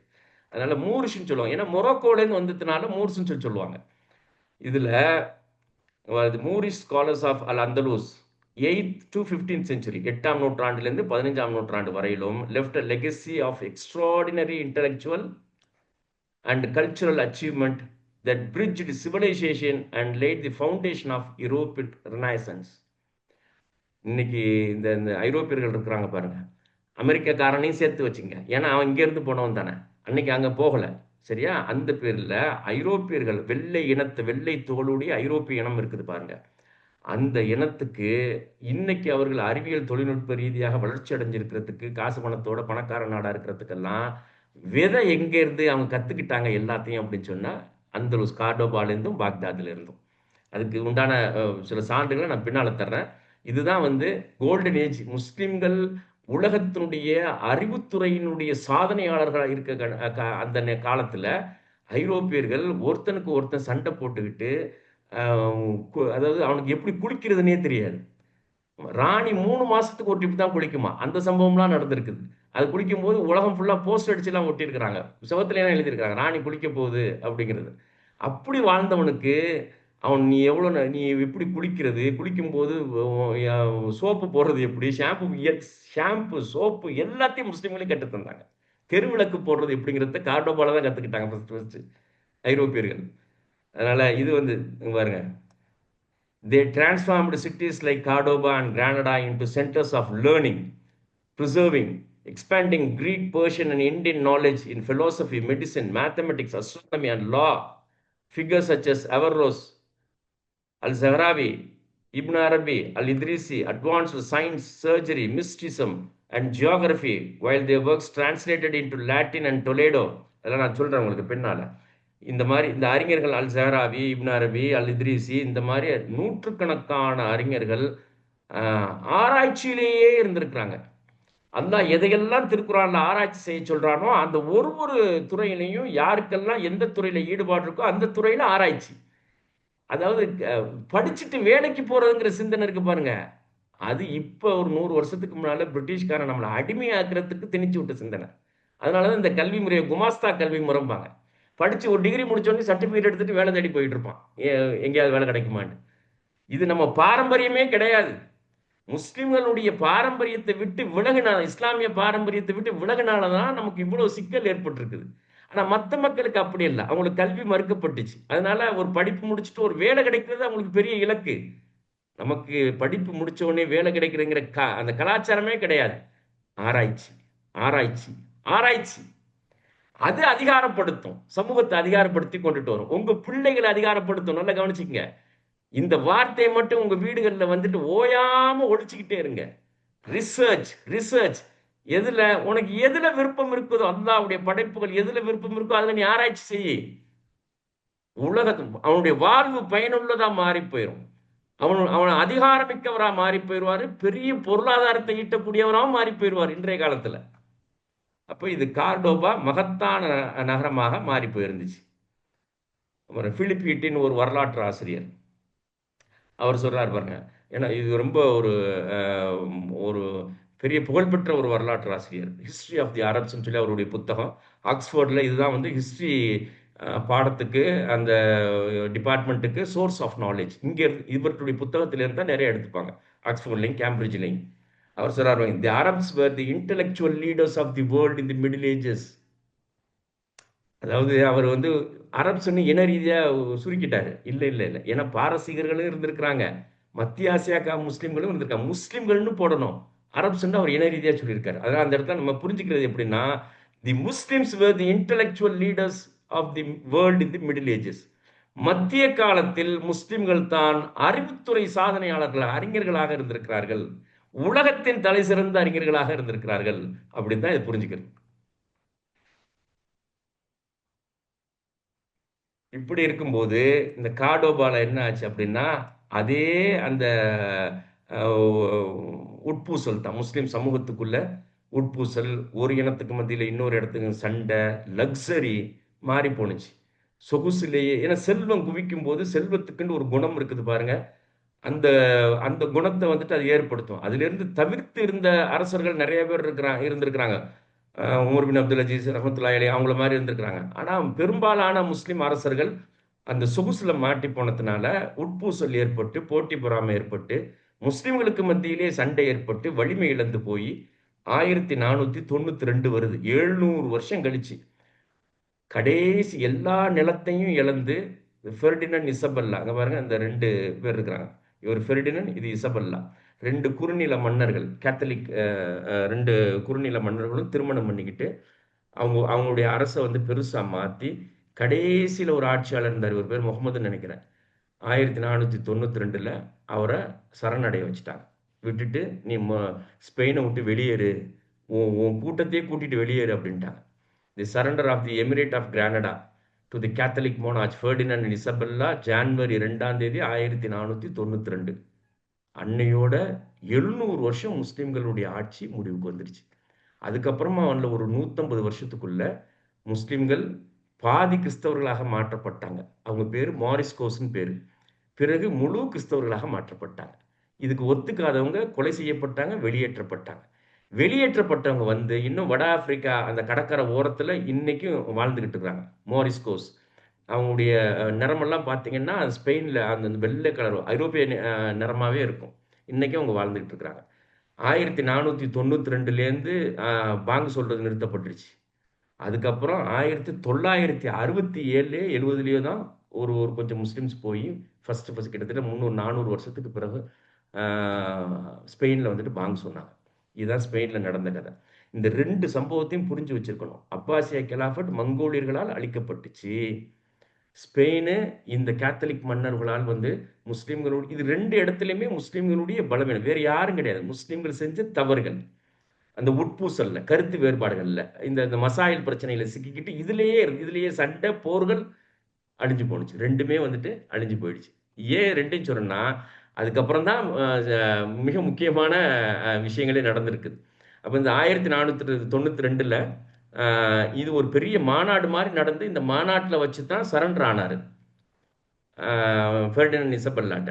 இந்த மாநாட்டுல இந்த கூட்டத்துல 2 பேர் இருந்தாங்க. ஃபெர்டினண்ட் இசபெல்லா அந்த குரூப் இருக்குது பாருங்க. அதுல மிக முக்கியமான 2 பேர் இருந்தாங்க. 2 பேரும் வந்துட்டு கடல் பயணத்துல மிக திறன் பெற்றவர்கள் 2 பேர் இருந்தாங்க. அதுல முதலாவது ஒருத்தர் என்ன பண்ணாரு, இது முடிஞ்ச உடனேயும் கிறிஸ்டோபர் கொலம்பஸ், நான் வந்து இந்தியாவை போய் இந்தியாவிலேருந்து பொருட்களை கொண்டுட்டு வரேன்னு சொல்லி கிளம்புனார். அதுக்கு வந்து ஃபெர்டினண்ட் இசபெல்லாவும் நிதி உதவி செஞ்சு நிறைய கப்பல்களை கொடுத்து மாலுமிகளையும் கொடுத்தாங்க போன்னு சொல்லி. ஏன்னா இந்தியாவில் விளையக்கூடிய பொருட்கள் டைரக்டா வந்துட்டு யூரோப்புக்கு கிடைக்கிறதுக்கு, ஸ்பெயினுக்கு வர்றதுக்கு சிரமம். 2 கை 3 கை சில நேரங்கள்ல யமனுக்கு வந்து, அதுக்கப்புறம் மக்காவுக்கு வந்து, மக்காலேருந்து டமாஸ்கஸ்க்கு வந்து, டமாஸ்கஸ்ல 3 4 கை மாறி வர்றதுனால விலை கூடுதலா இருந்துச்சு. இஞ்சி, மிளகு, பூண்டு, அதே மாதிரி இந்த ஏலம், பட்டை, இந்த இங்க மேற்கு தொடர்ச்சி மலையில ஊட்டி, கொடைக்கானல் இருக்கு பாருங்க. அதே மாதிரி கேரளாவுடைய பகுதிகள் இருக்குது பாருங்க. வயநாடு இந்த பகுதியில விளைஞ்ச அந்த ஏலக்காய், கிராம்பு, பட்டை, மிளகு, ஒயிட் மிளகு இந்த மாதிரியான பொருட்களுக்கு தான் அங்க ரொம்ப அங்க அது விளையாது அது அங்க யூரோப்ல. இது 2 3 கை மாறி போறதுனால அவங்களுக்கு விலை ஜாஸ்தியா இருந்ததுனால நேரடியா போய் பார்த்துருவோம் அப்படின்னு சொல்லி அந்த கடல் வழியை கண்டுபிடிக்கிறதுக்காண்டி தான் அவங்கள்ட்ட கேட்டது. அப்போ அவங்க என்ன பண்ணாங்க, கிறிஸ்டோபர் கொலம்பஸ்க்கு வந்து நிதி உதவி செஞ்சாங்க. அவர் என்ன பண்ணாரு, 1492ல கிளம்பி, இந்தியா எந்த பக்கம் இருக்குன்னு தெரியாம, அவர் நேரா இன்னும் வெஸ்ட் மேற்குக்கு அட்லாண்டிக் பெருங்கடல் கடந்து இந்த இந்த பகுதிக்கு வந்தார். இதான் பாமாஸ் தீவுகள்னு சொல்லி சொல்லுவோம். பாமாஸ்னு ஒரு நாடு இருக்கு பாருங்க. அங்க வந்து இருந்து பார்த்தாரு. அந்த மக்களுடைய தோலெல்லாம் ப்ரௌனிஷா இருக்கவுனையும், இதுதான் இந்தியா அப்படின்னு சொல்லி முடிவு பண்ணிட்டார். அதிலிருந்து நேரா போய், அ அதுக்கப்புறம் அந்த 92, 93க்கு அப்புறம் அதுக்கப்புறமா தான் ஐரோப்பியர்கள் முழுக்க வந்துட்டு தென் அமெரிக்காவையும், சவுத் அமெரிக்காவையும் பிடிச்சு, இன்னைக்கு வந்துட்டு இவ்வளோ அநியாயம் பண்றதுக்கும் காரணமா மாறி போயிருக்கிறது. அதாவது அங்க வாழ்ந்த அந்த மக்கள ஆ வ ப பதிவு செய்ய முடியாத வார்த்தைகள அவ்வளவு வேதனை, அவ்வளவு கொடுமைகள செஞ்சிருக்கிறாங்க. கொஞ்சம் கொஞ்சம் நெஞ்சம் கிடையாது. அந்த மக்கள் தொகையே 90% அழிஞ்சு போச்சு. 90% அதாவது அம்மை நோய கொண்டு போய் பரப்பி, அது இல்லாம அங்க கிடைச்ச வைரத்த அ வாயில சின்ன பிள்ளைங்க வாயில எல்லாம் கொட்டி, அவங்கள வந்துட்டு விஷப்புகை அடிச்சு, அவ்வளவு பேத்தையும் 90% மக்களையும் அந்த மண்ணின் மைந்தர்கள், பூர்வகுடிகள், நேட்டிவ் அமெரிக்கன்ஸ்ன்னு சொல்லுவாங்க பாருங்க. அவங்க தென் அமெரிக்காலயும், வட அமெரிக்கால இருந்த அவ்வளோ பேத்தையும் கொன்னு, இவங்க எல்லாம் இங்கேருந்து போனவங்க.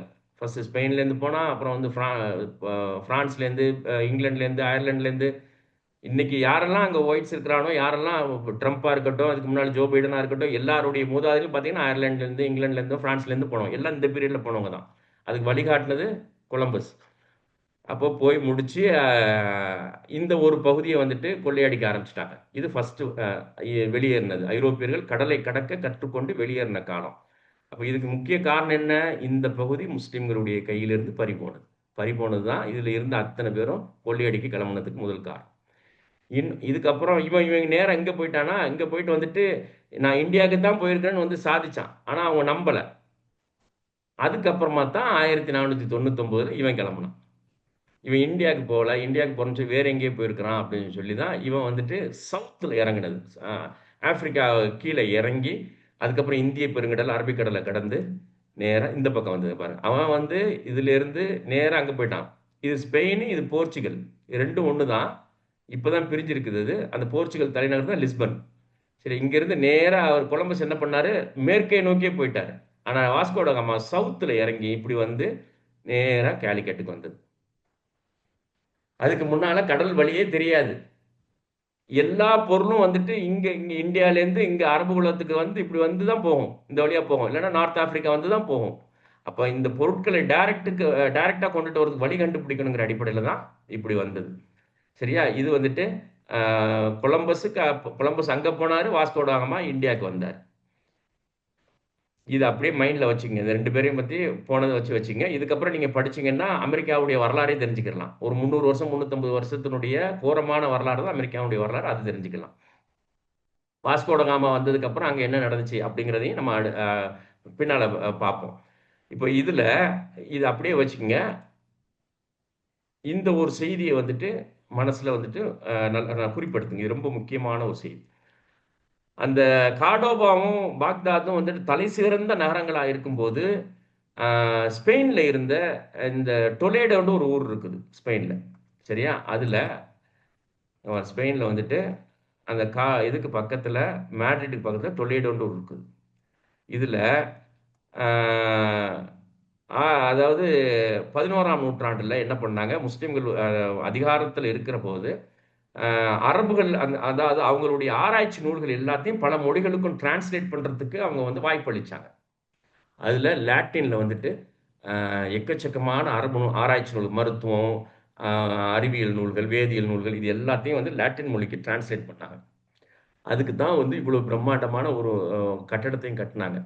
கட்டி டொலேடோங்கிற ஊரில் ஸ்கூல் ஆஃப் டிரான்ஸ்லேஷன் அதுக்கு பேர். இப்படி இந்த இந்த பேரில் நீங்கள் குறித்து வச்சுக்கோங்க. The Arab Latin translation movement in 11th and 11th to 13th century. இதை போட்டு படிச்சிங்கன்னா அரபுகளிடம் இருந்த அந்த அறிவுத்துறை எப்படி லத்தீன் மொழிக்கு வந்துட்டு மொழி மாறுனுச்சு, கொஞ்சம் கொஞ்சமாக எப்படி மாறுனுச்சு அப்படிங்கிறது தெரிஞ்சுக்கலாம். இப்போ இன்னைக்கு சயின்ஸ் அண்ட் டெக்னாலஜியில் முதன்மையான நாடுகளாக இருக்கக்கூடிய மேற்கத்திய நாடுகளுக்கு நாலேஜ் எங்கேருந்து கிடைச்சிச்சுங்கிறதுக்கான மூலாதாரம் இதான் விதை. அரபு நூல்கள்ல இருந்து எல்லாத்தையும் அவங்களுடைய தாய்மொழிக்கு லத்தீன் தான் பின்னால தானே இங்கிலீஷ். இங்கிலீஷ் ஒரு சின்ன ஆங்கிலோ சாக்சன் என்கிற ஒரு ஒரு பழங்குடி சமூகம் பேசிட்டு வந்தது தானே. லத்தீன் தான் அன்னைக்கு அறிவுசார் மொழியா இருந்துச்சு. அப்போ அந்த இடத்துல வச்சு தான் அது எல்லாத்தையும் மொழியாக்கம் பண்ணாங்க டொலேடோங்கிறது. அதுக்கு முஸ்லீம் அரசு வந்துட்டு அதுக்கு ஃபண்ட் பண்ணுச்சு. ஏன்? நாலேஜ் ஸ்ப்ரெட் ஆகட்டும். அறிவு வந்து தனி உரிமை கிடையாது, அது பொது உடைமை. இந்த முதலாளித்துவ சிந்தனையில தான் அறிவு வந்து தனி உடைமையாக்கப்படுது. ஒன்ன ஒருத்தர் கண்டுபிடிச்சாருன்னா அவர் பேர்ல பேட்டன் வாங்கிக்கிறது இருக்கு பாருங்க.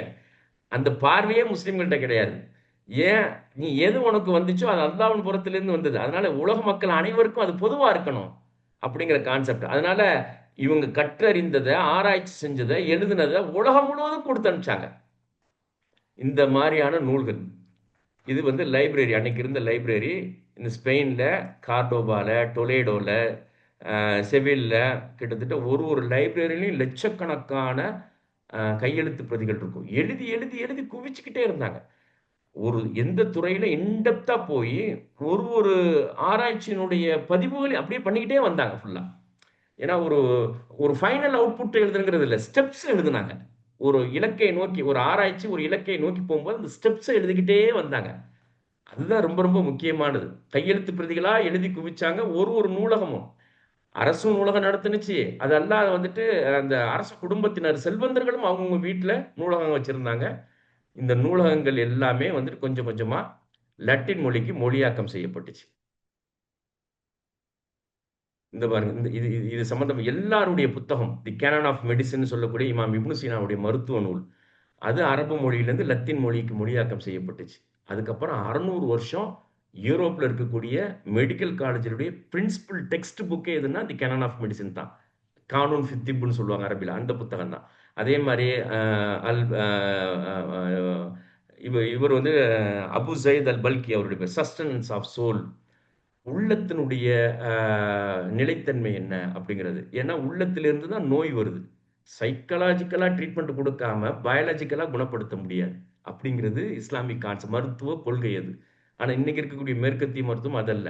அந்த சைக்காலஜிக்கலாங்கிற கான்செப்ட்டே உட்ரும். சரியா? சயின்ஸ் அண்ட் சயின்டிஃபிக்கா நம்ம வந்து குணப்படுத்திற முடியும் அப்படிங்கிறத கொண்டு வருவாங்க. அது கான்செப்ட் ரீதியாவே வேறுபடும். ஆனா இந்த நூல்கள் தான் மொழியாக்கம் செய்யப்பட்டது. இமாம் ராசி, அபூபக்கர் அல் ராசியினுடைய மகத்தான ஒரு வேதியியல் நூல்கள், மருத்துவ நூல்கள், என்சைக்ளோபீடியாவே பண்ணியிருந்தாங்க. 30, 40 வால்யூம் என்சைக்ளோபீடியாவே மருத்துவத்துல. இவங்களுடைய எல்லா நூல்களும், அதே மருத்துவ உபகரணங்களை உருவாக்கிய ஸஹராவி, இமாம் ஸஹராவி அவர்களுடைய நூல், எல்லா நூல்களும் கொஞ்சம் கொஞ்சமா லத்தீன்லேருந்து இது அரபியிலேருந்து லாட்டினுக்கு மொழியாக்கம் செய்யப்படுது. அதாவது அல்லாஹ் வந்து சரியான பாதையில இருக்கிற வரைக்கும் முஸ்லிம் சமூகத்துக்கு அந்த குடுத்திருந்த வளங்கள வந்துட்டு திரும்ப பெறல. அந்த பாதம் மாறுறது 11ஆம் நூற்றாண்டுல தான் துவங்குது. பாதம் மாற தெரிஞ்ச உடனேயுமே, அறிவை அப்படி அப்படியே நகர்த்துறான். நகர்த்தி ஒரு இனத்தில முஸ்லிம்கள்ட்ட இருந்து ஐரோப்பியர்கள் வரைக்கும் மாறக்கூடிய காலம் தான் இந்த காலம். அத நீங்க முழுசா படிக்கணும்னா, இந்த அரப் லாட்டின் டிரான்ஸ்லேஷன் நீங்க படிச்சீங்கன்னா தெரிஞ்சிரும். இத பாருங்க, கையெழுத்து பிரதிகள் இன்னும் வந்து பாதுகாக்கப்படுது. யூரோப்பியன்ல யூரோப்ல இருக்கக்கூடிய புகழ்பெற்ற எந்த யுனிவர்சிட்டிக்கு போனாலும், லைப்ரரிக்கு போனாலும் நீங்க இந்த கையெழுத்து பிரதிய பார்க்கலாம். அரபு கையெழுத்து பிரதிகள பார்க்கலாம். எல்லா துறை சார்ந்த நூல்களும் மொழியாக்கம் செய்யப்பட்டுச்சு. மருத்துவ நூல்கள் தான் அதிகமா மொழியாக்கம் செய்யப்பட்டுச்சு. அதனால தான் இன்னைக்கு எம்பிபிஎஸ் பாடத்துல பாருங்க நெறைய லாட்டின் வேர்ட்ஸ் இருக்குது பாருங்க. இங்கிலீஷ் வேர்ட்ஸ் மூலாதார வேர்ட்ஸ் லத்தீனா இருக்கு. மருந்து இதெல்லாம் இருக்குது பாருங்க. என்ன காரணம் அப்படின்னு சொல்லி சொன்னா, அதுதான் அந்த பிரின்சிபல் டெக்ஸ்ட் புக். அப்ப லத்தீனுக்கு எப்படி வந்துச்சு? எல்லாமே. சில வார்த்தைகள் அரபு வார்த்தைகளுக்கு லத்தீன் மொழியில வார்த்தைகளே கிடைக்கல. அரபு வார்த்தைகளே அப்படியே ஃபாலோ பண்ணியிருக்கிறாங்க. டொலேடோ ஸ்கூல் ஆஃப் டிரான்ஸ்லேஷன் பாருங்க. was not just a translation center. It was the ignition point of the European Renaissance. ஐரோப்பிய மறுமலர்ச்சிக்கான அதுதான் வந்துட்டு இக்னைட் பண்ணுது. அதுதான் வந்து துவக்கமா இருந்துச்சு. Without Toledo, there would be no Paris scholasticism, no Oxford science, no Bologna medicine. இந்த டொலேடோ இல்லாம பாரிஸ்ல ஏற்பட்டிருக்கக்கூடிய அறிவுசார் வளர்ச்சி இருக்குது பாருங்க, அறிஞர்களுடைய வளர்ச்சி சாத்தியம் இல்லை. ஆக்ஸ்போர்ட் சயின்ஸ் சாத்தியம் இல்லை. பொலோக்னா மெடிசின் மகத்தான பல்கலைக்கழகம் இருக்குது, அதெல்லாம் சாத்தியமே இல்லை. ஒரு ஹிஸ்டோரியன் ஆஃப் சயின்ஸ் அவர் பெரிய டொகம் சொல்லி அவருடைய கருத்து இது. இதுதான் யூரோப்பியன் ரெனாய்சன்ஸ்க்கான காரணம். இப்போ நம்ம என்ன செய்யணுங்கிறதுக்கான அந்த உத்வேகம் எங்கேருந்து கிடைக்கும் அப்படின்னா, என்ன நடந்திருக்குது. யூரோப்பியர்களுக்கு இன்னைக்கு சயின்ஸ் அண்ட் டெக்னாலஜியில் இந்த அளவுக்கு வளர்ச்சி அடைஞ்சு உலகத்தையே தன் கையில் கொண்டுட்டு வந்திருக்கிறதுக்கு இவன் எங்கேருந்து இவனுக்கு இந்த அறிவு கிடைச்சிச்சு, அதுதான மூலாதாரம். அது தெரிஞ்சு வச்சிருக்கணும்ல. இந்த செய்திகள் நம்ம பிள்ளைகளுக்கு நீங்கள் சொல்லி கொடுத்து பாருங்க, அவனுக்கு தனி தன்னம்பிக்கை வரும். படிக்க மாட்டேங்கிறான், ஆர்வம் காட்ட மாட்டேங்கிறான், சொல்லு பேச்சு கேட்க மாட்டேங்கிறான், இந்த வார்த்தையை நீங்கள் பயன்படுத்த மாட்டீங்க. இந்த செய்திகளை மட்டும் ஒரு நாளைக்கு ஒரு செய்தியாக நீங்கள் சொல்லி கொடுத்தா போதும். அப்பா நீ யார் தெரியுமா, இப்படிதான் சொல்லி கொடுக்கணும். உன் முன்னோர்கள் எப்படி இருந்தாங்க தெரியுமா, எதுலாம் ஆராய்ச்சி பண்ணாங்க தெரியுமா, ஆண்டு வாயை பொழுது பார்த்துக்கிட்டே இருப்பான். அதுதான் ரிசீவிங் பாயிண்ட். அப்போ நீங்க சொல்லக்கூடிய செய்தியில ஆழமா மனசுல பதியும். இழந்திருக்கிறோம், மீளெழுச்சி பெறணும், பொற்காலம் திரும்பணும், மறுபடியும் நீ ஒரு மகத்தான ஆராய்ச்சியாளனா உருவாய் வா. இந்த செய்தியை சொல்றதுக்கே 2 மலக்குகளும் உங்களுக்கு நன்மை எழுதிக்கிட்டே இருப்பாங்க. உங்க பிள்ளைகளுக்கு சொல்றதையே அதுதான் சொல்லாம விட்டுட்டோமே. ஸ்கூல் எல்லாத்தையும் சொல்லி கொடுத்தோம்ல நம்ம நினைச்சிட்டு இருக்கோம். ஸ்கூல் என்னத்தை சொல்லிக் கொடுக்கும்? ஸ்கூல் இதை சொல்லிக் கொடுக்குமா சொல்லுங்க? உன்னுடைய பாரம்பரியத்தை சொல்லிக் கொடுக்குமா? நீ வகிச்ச நிலைப்பாடுகளை சொல்லிக் கொடுக்குமா? முஸ்லிம் உம்மத்தினுடைய கண்ணியம், பெருமதிகள். இந்த ஆக்ஸ்போர்ட் யூனிவர்சிட்டியில 1996 தான் ஆக்ஸ்போர்ட் யூனிவர்சிட்டி உருவாக்கப்படுது. இவங்களுக்கு யூனிவர்சிட்டியை உருவாக்கணுங்கிற சிந்தனையை ஏற்படுத்தினதே வந்து முஸ்லிம் நிலப்பரப்புல இருந்த யூனிவர்சிட்டி தான். கார்டோபால இருந்த யூனிவர்சிட்டி, கைராவுன்ல இருந்த யூனிவர்சிட்டி, பாக்தாத்ல இருந்த யூனிவர்சிட்டி தான் நம்மளும் ஒரு பல்கலைக்கழகத்தை கட்டணுங்கிற சிந்தனையை இவங்களுக்கு ஏற்படுத்தினுச்சு. 1996 400 வருஷம் இஸ்லாமிய நிலப்பரப்புல 400 பெருமானார் ரசூலுல்லாஹி ஸல்லல்லாஹு அலைஹி வஸல்லம் 100 வருஷம் அவங்க வஃபாத்தாய் 100 வருஷத்திலே யூனிவர்சிட்டியை கட்டிட்டாங்க. ஜாமியா அல்காரவன் இருக்குது பாருங்க, ஃபெஸ் நகரத்தில் இருக்கக்கூடிய அதான் பழமையான யூனிவர்சிட்டி. அப்போ அந்த ஆக்ஸ்போர்ட் யூனிவர்சிட்டியில் இவர் வந்து ஆர்ச்சி பிஷப் இருந்தார். ஆர்ச்சி பிஷப் ஆஃப் கேன்டர்பரி அப்படின்னு 16ஆம் நூற்றாண்டில் இருந்தார். இவர் வந்து இந்த ஆக்ஸ்போர்ட் யூனிவர்சிட்டிக்கு ஒரு புத்தகங்கள் வந்து அன்பளிப்பாக கொடுக்குறாரு. அது எல்லாம் கையெழுத்து பிரதிகள். 1300 மேனுஸ்கிரிப்ட் டு தி போல்லியன் லைப்ரரி, ஆக்ஸ்போர்டில் இருக்கக்கூடிய லைப்ரரிக்கு பிரைமரி repository of manuscripts எல்லாமே. among these were significant Arabic works on theology, law, science. இறையியல் தொடர்பாகவும் சட்டம் தொடர்பாகவும் அறிவியல் தொடர்பாகவும் மிக முக்கியமான அரபு கையெழுத்து பிரதிகள் 1300 கையெழுத்து பிரதிகளை நன்கொடையாக கொடுத்திருக்கிறார். கொஞ்சம் கொஞ்சமா அரபு உலகத்துக்கு வந்து எடுத்துட்டு போய் சேமிச்சது ஆக்ஸ்போர்டு கொடுத்து. நீங்க ஆக்ஸ்போர்ட் போனீங்கன்னா பார்க்கலாம், இன்னைக்கு இருக்குது. இவர் பாருங்க, எட்வர்ட் போக்காக்னு சொல்லக்கூடியவர் என்ன பண்றாரு, was one of the first professor of Arabic at Oxford. இவர் தான் ஆக்ஸ்போர்ட் யூனிவர்சிட்டியுடைய முதல் அரபு ப்ரொஃபஸர். எப்போ? 17ஆம் நூற்றாண்டுல தான். And key figure in the university collection efforts during is travel to the Ottoman Empire. உதுமானிய கிலாஃபத்துக்கு இவர் வரும்போது அங்கே கிடைச்ச நிறைய அந்த அரபு நூல்களை கொண்டு போய் ஆக்ஸ்போர்டு கொடுத்துருக்கிறார். இது இல்லாம ஆக்ஸ்போர்ட் யூனிவர்சிட்டியுடைய சயின்ஸ் சாத்தியம் இல்லை. நான் ஏற்கனவே ஒரு ஸ்காலர் சொன்னதை உங்களுக்கு சொன்ன பாருங்க. இன்னைக்கு உலக புகழ் பெற்றதாக ஆக்ஸ்போர்ட் யூனிவர்சிட்டி மாறி இருக்கிறதுக்கு அறிவு எங்கேருந்து கிடைச்சிச்சு? அரபு நூல்கள்ல இருந்து, கையெழுத்து பிரதிகள்ல இருந்து கிடைச்சிருக்குது. வேட்டிகான் லைப்ரரியில என்ன, கத்தோலிக்க மதபீடத்தினுடைய தலைமை குருக்கள் இருக்கக்கூடிய வேட்டிகான் லைப்ரரியில ஏறக்குறைய 4400 கையெழுத்து பிரதி அரபு நூல்கள் இருக்குது. இட்டாலியில இருக்குது. இந்த டொலேடோக்கு பக்கத்துல தான் இட்டாலி, சரி ஸ்பெயினுக்கு பக்கத்துல தான் இட்டாலி இருக்குது. அதனால அங்கிருந்து தான் ரெனாய்சன்ஸ் ஆரம்பிச்சது. அரபு நூல்கள் மட்டும் 4395 நூல்கள் இருக்குது, இன்னைக்கும் பாதுகாத்துக்கிட்டு இருக்கிறாங்க. இப்போ பஹ்ரைனுடைய அரசர் போனார், கிங் போனார், போய் அதை பார்த்துட்டு ஆச்சரியம் அவருக்கு தாங்கல. இது எப்படி இங்கே வந்துச்சுன்னு கேட்டார். கேட்கலாமா? அது வரலாறு தெரியல. பஹ்ரைனுடைய மன்னருக்கு இது எப்படி? அதாவது ரொம்ப மிக முக்கியமான பழமையான 10ஆம் நூற்றாண்டு எழுதப்பட்ட திருக்குறானுடைய கையெழுத்து பிரதிகள்லாம் வேட்டிக்கான் லைப்ரரியில் இருக்குது.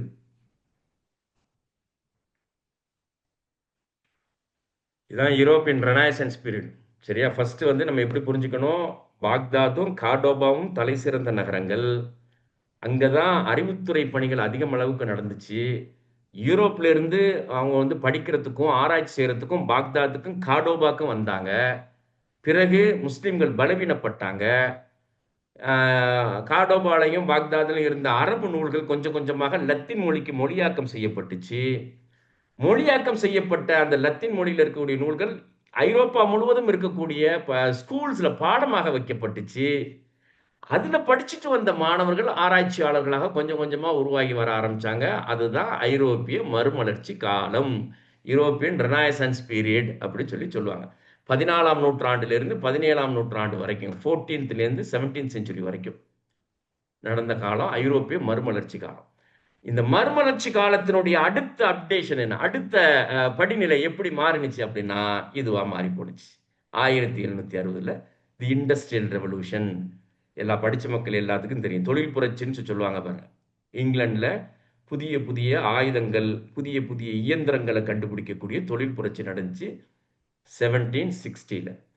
இந்த தொழில் புரட்சி என்ன தாக்கத்தை ஏற்படுத்தினுச்சு? இங்க பாருங்க, தொழில் புரட்சி என்ன தாக்கத்தை ஏற்படுத்தினுச்சு?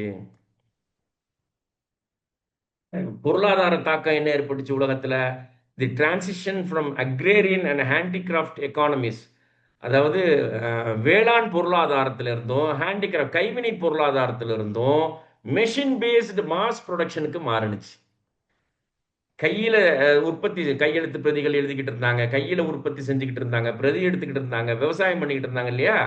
இதுல இருந்து இயந்திர ரீதியாக விவசாயம் பண்ணக்கூடிய கொஞ்சம் கொஞ்சமா மாற ஆரம்பிச்ச காலம் 17 இண்டஸ்ட்ரியல் ரெவல்யூஷனுக்கு பிறகு. Production, mass production, capitalist system, முதலாளித்துவ பொருளாதாரத்தில் மாஸ் ப்ரொடக்ஷன், தொழிற்சாலைகள் உற்பத்தி உருவாக ஆரம்பிச்சிச்சு, இயந்திரங்கள் உருவாக ஆரம்பிச்சிச்சு. ரிசல்ட்டிங் இன் அன்பிரசிடென்டட் எக்கனாமிக் க்ரோத், அதாவது கணிக்க முடியாத பொருளாதார வளர்ச்சி ஏற்பட்டுச்சு. ரைசிங் ஸ்டாண்டர்ட் ஆஃப் லிவிங், மனிதர்களுடைய வாழ்க்கை தரம் உயர்ந்துச்சு. And the establishment of global trade networks, சர்வதேச வணிக போக்குவரத்தினுடைய நெட்வொர்க் வந்துட்டு உருவாக ஆரம்பிச்சிச்சு. இது பொருளாதார ரீதியா மாற்றம் ஏற்பட்டது. அரசியல் மாற்றம் என்ன ஏற்பட்டுச்சுன்னு பாருங்க. இந்த ஸ்டெப் பை ஸ்டெப்பா பாத்துங்க. ஃபர்ஸ்ட் ரெனாய்சன்ஸ் பீரியட், மறுமலர்ச்சி காலம். சரியா? மறுமலர்ச்சி காலத்துக்கு விதை எது? டிரான்ஸ்லேஷன், அரபு நூல்கள்லேருந்து லத்தீனுக்கு டிரான்ஸ்லேட் பண்ணது. முஸ்லிம்கள் பலவீனப்பட்டாங்க, அரபு நூல்கள் லத்தீன் மொழிக்கு மொழியாக்கம் செய்யப்பட்டுச்சு. அதுல இருந்து ஐரோப்பிய ஆராய்ச்சி பண்ணாங்க. அந்த ஐரோப்பிய நிலப்பரப்பு முழுக்க இருக்க ஸ்கூல்ஸ்ல பாடமா வச்சதுனால, இந்த லத்தீன்ல மொழியாக்கம் செய்யப்பட்டதை பாடநூலா மாத்தி பாடமா வச்சதுனால அதை படிச்சுட்டு வந்த பிள்ளைங்கள் மகத்தான ஆராய்ச்சியாளர்களாக மாறினுச்சு. அந்த ஆராய்ச்சியினுடைய அடுத்த கட்டம் புதிய புதிய இயந்திரங்களை கண்டுபிடித்தார்கள். அதன் மூலமாக உலகத்துல பெரும் தாக்கத்தை ஏற்படுத்தி, பொருளாதார தாக்கம். அரசியல் தாக்கம் என்ன? Rise of powerful nation states, வலிமையான நாடுகள் உருவானுச்சு. எக்ஸ்பான்ஷன் ஆஃப் யூரோப்பியன் இம்பீரியலிசம், ஐரோப்பியர்கள் ஏகாதிபத்தியவாதிகளாக மாறினார். பிரிட்டன் உலகத்தையே சுரண்ட ஆரம்பிச்சான். ஒரு பக்கம் டென்மார்க், ஒரு பக்கம் பிரான்ஸ், ஒரு பக்கம் ஜெர்மனி, இப்படி உலகம் முழுக்க ஐரோப்பிய நாடுகளை, இட்டாலி, ஆப்பிரிக்கன் கண்ட்ரிஸை சுரண்ட ஆரம்பிச்சது. உலகம் முழுக்க வந்துட்டு கொள்ளையடிக்க ஆரம்பிச்சாங்க. Expansion of European imperialism, growth of capitalist class influence, முதலாளித்துவ வர்க்கம் உருவாக ஆரம்பிச்சிச்சு. டிக்ளைன் ஆஃப் ஃபியூடலிசம், நிலப்பிரபுத்துவம் வீழ ஆரம்பிச்சிச்சு. ஏன்? நிலத்துல விவசாயத்துக்கு மதிப்பு இல்லாம இயந்திரத்துக்கு மதிப்பாக ஆரம்பிச்ச உடனேயும் மக்கள் எல்லாம் தொழிற்சாலைக்கு போக ஆரம்பிச்சாங்க. விவசாயம் இருந்தா தானே நிலப்பிரபுட்ட இருக்கணும், ஏன்னா நிலம் அவன்கிட்ட தானே இருந்துச்சு. பர்த் ஆஃப் மாடர்ன் டெமோக்ரசிஸ், புதிய புதிய ஜனநாயக நாடுகள் உருவானுச்சு. Rise of workers movements and socialism, அதாவது தொழிற்சங்கங்கள் உருவானுச்சு. ஒரு நாளைக்கு 18 மணி நேரம் வேலைன்னு போட்டு அடிமைகளா போட்டு சாவடிச்சாங்க. கார்ல் மார்க்ஸ் வந்தாரு. ஏன்டா மனுஷனா என்னன்னு கேட்டாரு. 18 மணி நேரம் வேலை செய்யுங்கடா, ஒழுங்கா சம்பளம் கொடுக்காம அதை குறைன்னு குறைச்சி 8 மணி நேரத்துக்கு கொண்டுட்டு வரக்கூடிய வேலைகள் அந்த தொழிற்சங்கங்கள் போராட்டத்தின் மூலமாக உருவானது. தொழிற்சங்கங்கள் உருவானுச்சு. New political ideologies, liberalism, communism, இதெல்லாம் உருவானுச்சு. ஸ்ட்ராங்கர் சென்ட்ரல் கவர்மெண்ட்ஸ், மத்திய அரசுகள் நிறைய இடத்துல உருவானுச்சு. பேரரசுகள், அதாவது அரசாட்சி மாறி ஜனநாயக அரசுகள் உருவானுச்சு. Global imbalance of power. உலகத்துல வெஸ்ட் மேற்கத்திய நாடுகள் வலிமையான நாடுகளாக மாறிச்சு, மற்ற நாடுகள்லாம் இரண்டாம் நாடுகள், மூன்றாம் உலக நாடுகளாக மாறி போனுச்சு. குறிப்பெடுத்துங்க, கொஞ்சம் சிரமமா இருந்தா கூட இதுதான் நமக்கான கல்வி. இப்ப இந்த பாருங்க, இதுதான் முஸ்லிம்களுக்கான கல்வி. இதை எந்த அளவுக்கு நம்ம பயிற்றுவிக்கிறோமோ முஸ்லிம் உம்மத்துக்கு வலிமையான சமூகம் உருவாகும். அல்லாவும் அல்லாவுடைய ரசூலும் வழிகாட்டின சமூகம், சர்வதேச சமூகம் உருவாகி வரும். இந்த இண்டஸ்ட்ரியல் ரெவல்யூஷன் உருவாகி இருக்குது பாருங்க. இது உருவான காலத்துல முஸ்லிம் அரசுகள் எல்லாமே பலவீனப்பட்டுருச்சு. உலகம் முழுவதும் முகலாய பேரரசு போயிடுச்சு, உதுமானிய கிலாஃபத்து பலவீனப்பட்டுருச்சு, எல்லாமே பலவீனப்பட்டுருச்சு. ஒரு சமூகம் வீழ்ச்சி அடையுது. வாழ்வாங்கு வாழ்ந்த முஸ்லிம் உம்மத்து வந்து வீழ்ச்சியை நோக்கி வேகமா போகுது. வீழ்ச்சி அடைஞ்சுக்கிட்டே இருக்கு. நிலப்பரப்பு போய்கிட்டே இருக்குது. அரசர்கள் ஒருத்தருக்கு மத்தியில் சண்டை, அறிஞர்களுக்கு மத்தியில் விவாதங்கள், சண்டை. ஐரோப்பிய சமூகம் எழுச்சி அடைஞ்சுக்கிட்டே இருக்குது. இதுதான் இந்த 1760s நடந்த ஒரு காட்சி. அது இந்த இண்டஸ்ட்ரியல் ரெவல்யூஷனுக்கான பணம் எங்கேருந்து வந்துச்சுன்னு பாருங்க. அறிவு போனது அங்கிருந்து லாட்டின் டிரான்ஸ்லேஷன்ல. பணம் வேணுமே இண்டஸ்ட்ரியை கட்டமைக்கிறதுக்கு, ஆராய்ச்சிக்கு. இவர் என்ன சொல்றாரு பாருங்க, வில்லியன் டிக்பின்னு சொல்லக்கூடியவர். England's industrial supremacy owes its origin to the vast hordes of Bengal and Karnataka. பணம் எங்கேருந்து போனுச்சு? இங்கிலாந்துல தான் தொழில் புரட்சி நடந்துச்சு. அவன் நீங்க பிச்சைக்காரனா இருந்த இங்கிலாந்துக்கு எப்படி காசு வந்துச்சு? பெங்கால்ல சிராஜித் தௌலான்னு சொல்லக்கூடிய ஒரு குறுநில மன்னரை ராபர்ட் கிளைவ்ங்கிற ஒரு ஒரு ஒரு ரவுடி போய் அதை வந்து துரோகம் செய்ய வச்சு, ஒருத்தனை மீர் ஜாஃபருங்கிற ஒருத்தனை துரோகம் செய்ய வச்சு பெங்காலை கைப்பற்றி கல்கத்தா துறைமுகத்திலிருந்து வாரி சுருட்டி அடிச்ச கொல்ல லண்டன் போய் சேர்ந்துச்சு.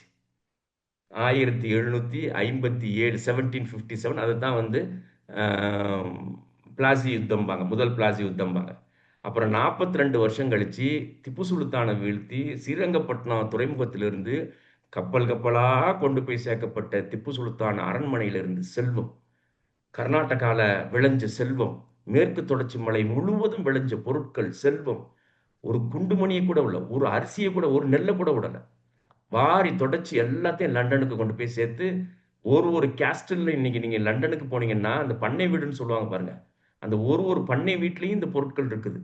ராபர்ட் கிளைவனுடைய மருமக அடிச்ச கொல்ல, அவங்களுடைய பண்ணை வீடு ஒன்று இருக்குது வேல்ஸ்ல. இங்கிலாந்துக்கு யாரும் போனீங்கன்னா அங்க போய் பாருங்க, வேல்ஸ்ல வந்துட்டு ராபர்ட் கிளைவனுடைய கேஸ்டல் இருக்குது. அங்க இன்னும் பத்திரமா பாதுகாத்து வச்சிருக்காங்க. அதனாலதான் திப்பு சுல்தானுடைய வால் லண்டனில் ஏலம்னு விடுவாங்க பாருங்க அடிக்கடி. இங்க உள்ள வால் எப்படி அங்க போனுச்சு? அடிச்ச கொல்ல. இவர் சொல்றாரு பாருங்க, தொழில் புரட்சிக்கு எங்களுக்கு தேவையான, இங்கிலாந்துக்கு தேவையான நிதியை கொடுத்தது இந்த ரெண்டு இடத்துல இருந்து வந்த செல்வம் தான். Before Plassey was fought, Plassey போருக்கு முன்பாக, பெங்கால்ல நடந்த பிளாசி போருக்கு முன்பாக, before the stream of treasure began to flow to England, இங்கிலாந்துக்கு அந்த பொருட்கள் வர்றதுக்கு முன்னால the industries of our country were at very low. அதாவது ஆராய்ச்சிக்கு காசு இல்லாம இருந்த நேரத்துல தான் பெங்கால்ல இருந்து ஸ்ரீரங்கப்பட்டினத்துல இருந்தும் வந்த பொருளாதாரம் தான் எங்களை வந்து சுப்ரீமசியை மாத்துனுச்சு. இவருடைய கருத்து. நீங்க எந்த புத்தகத்தில் எடுத்து பார்த்தாலும் இதுக்கான ஆதாரம் கிடைக்கும். விக்கிபீடியாலே நீங்க வகை வகையா வந்துட்டு பக்கம் பக்கமா போட்டிருக்கிறாங்க இதனுடைய ஆதாரம். அதை தான் வந்து இவர் போய் பேசினார். சசி தரூர் போய் எடின்பர்க் யூனிவர்சிட்டிலையும் ஆக்ஸ்போர்ட்லையும் பேசினாரு. உங்களுக்குலாம் வெக்கமா இல்லையாடா? 44 trillion pounds has been stolen from India. 44 trillion pounds. வெக்கமா இல்லையா அவங்க கேட்டார். அது நீங்க யூடியூப்ல பார்க்கலாம். சசி தரூருடைய ஆக்ஸ்போர்ட் ஸ்பீச் போட்டீங்கன்னா அதுல அந்த ஸ்பீச் ரெக்கார்ட் பண்ணி போட்டிருக்கிறாங்க. இதை அப்படியே வச்சுட்டு இப்போ இந்தியாவுக்கு வாங்க. இதுதான் உலகத்துல நடந்திருக்கிறது. சரியா? இன்னும் ஒரு 40 நிமிஷம் இருக்குது. அதுக்குள்ள நிமிஷம் முடிச்சிருவோம். இந்தியா வந்து இதுதான் வந்துட்டு முஸ்லீம் இந்தியா. அதாவது 1206 இருந்து 1857 வரைக்குமான டெல்லியை தலைநகராக வச்சு 651 வருஷம் ஆட்சி நடந்திருக்குது. 651 வருஷம் டெல்லி தலைநகராக கொண்டது. என்டையர் இந்தியன் சப்கான்டினென்ட் இருக்கு பாருங்க, இதான் முஸ்லீம் இந்தியா. முதல்ல 320 வருஷம் டெல்லி சுல்தான்களுடைய ஆட்சி. 1206 இருந்து 1526 வரைக்கும் குதுபுதீன் ஐபக் இருக்கார் பாருங்க, அவர் தான் டெல்லியை தலைநகராக்கி ஃபர்ஸ்ட் டெல்லியை இந்திர பிரசத்தான்னு சொல்லக்கூடிய அதை டெல்லின்னு மாற்றி அதை வந்து 1206 அது தலைநகராக மாற்றினார். இந்த டெல்லி சுல்தான்கள் எங்கேருந்து வந்தாங்கன்னா மத்திய ஆசியாவில் உஸ்பெகிஸ்தான், தஜிகிஸ்தான் இருக்கு பாருங்க, அதுலேருந்து வந்த துருக்கி அடிமை வம்சம்னு சொல்லுவாங்க அந்த இனத்தை. அது அது அது ஒரு எத்னிசிட்டி அது. அங்கேருந்து வந்தவங்க தான் டெல்லி சுல்தான்கள். அதனால தான் உஸ்பெகிஸ்தானுடைய சிஸ்டம் என்னவோ அங்கேருந்து சிஸ்டம் தான் இப்போ இந்தியாவில் இருக்கக்கூடிய முஸ்லீம்கள் ஃபாலோ பண்ணக்கூடிய சிஸ்டம். இந்த மஹல்லா ஜமாத்துங்கிற சிஸ்டம் இருக்கு பாருங்க, முத்தவள்ளிங்கிற பேர் இருக்கு பாருங்க, இதெல்லாம் வந்துட்டு உஸ்பெகிஸ்தானில் ஒரு கிராம பஞ்சாயத்து தலைவருக்கான பேர்.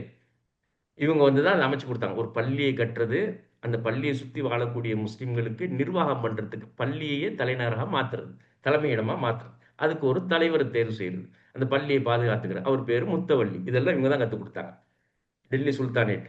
ரெண்டாவது 315 வருஷம் முகலாய பேரரசு ஆட்சி, 1526 1857 வரைக்கும் சுல்தான்களுடைய ஆட்சி நடந்துகிட்டு இருக்கும்போது அதில் கடைசி மன்னராக அவர் தந்த இப்ராஹிம் லோடி அவர்கிட்டேருந்து பாபர், ஜகீருதீன் பாபர் பானிப்பட்டு போரில் ஆட்சியை பிடிச்சிக்கிட்டார்.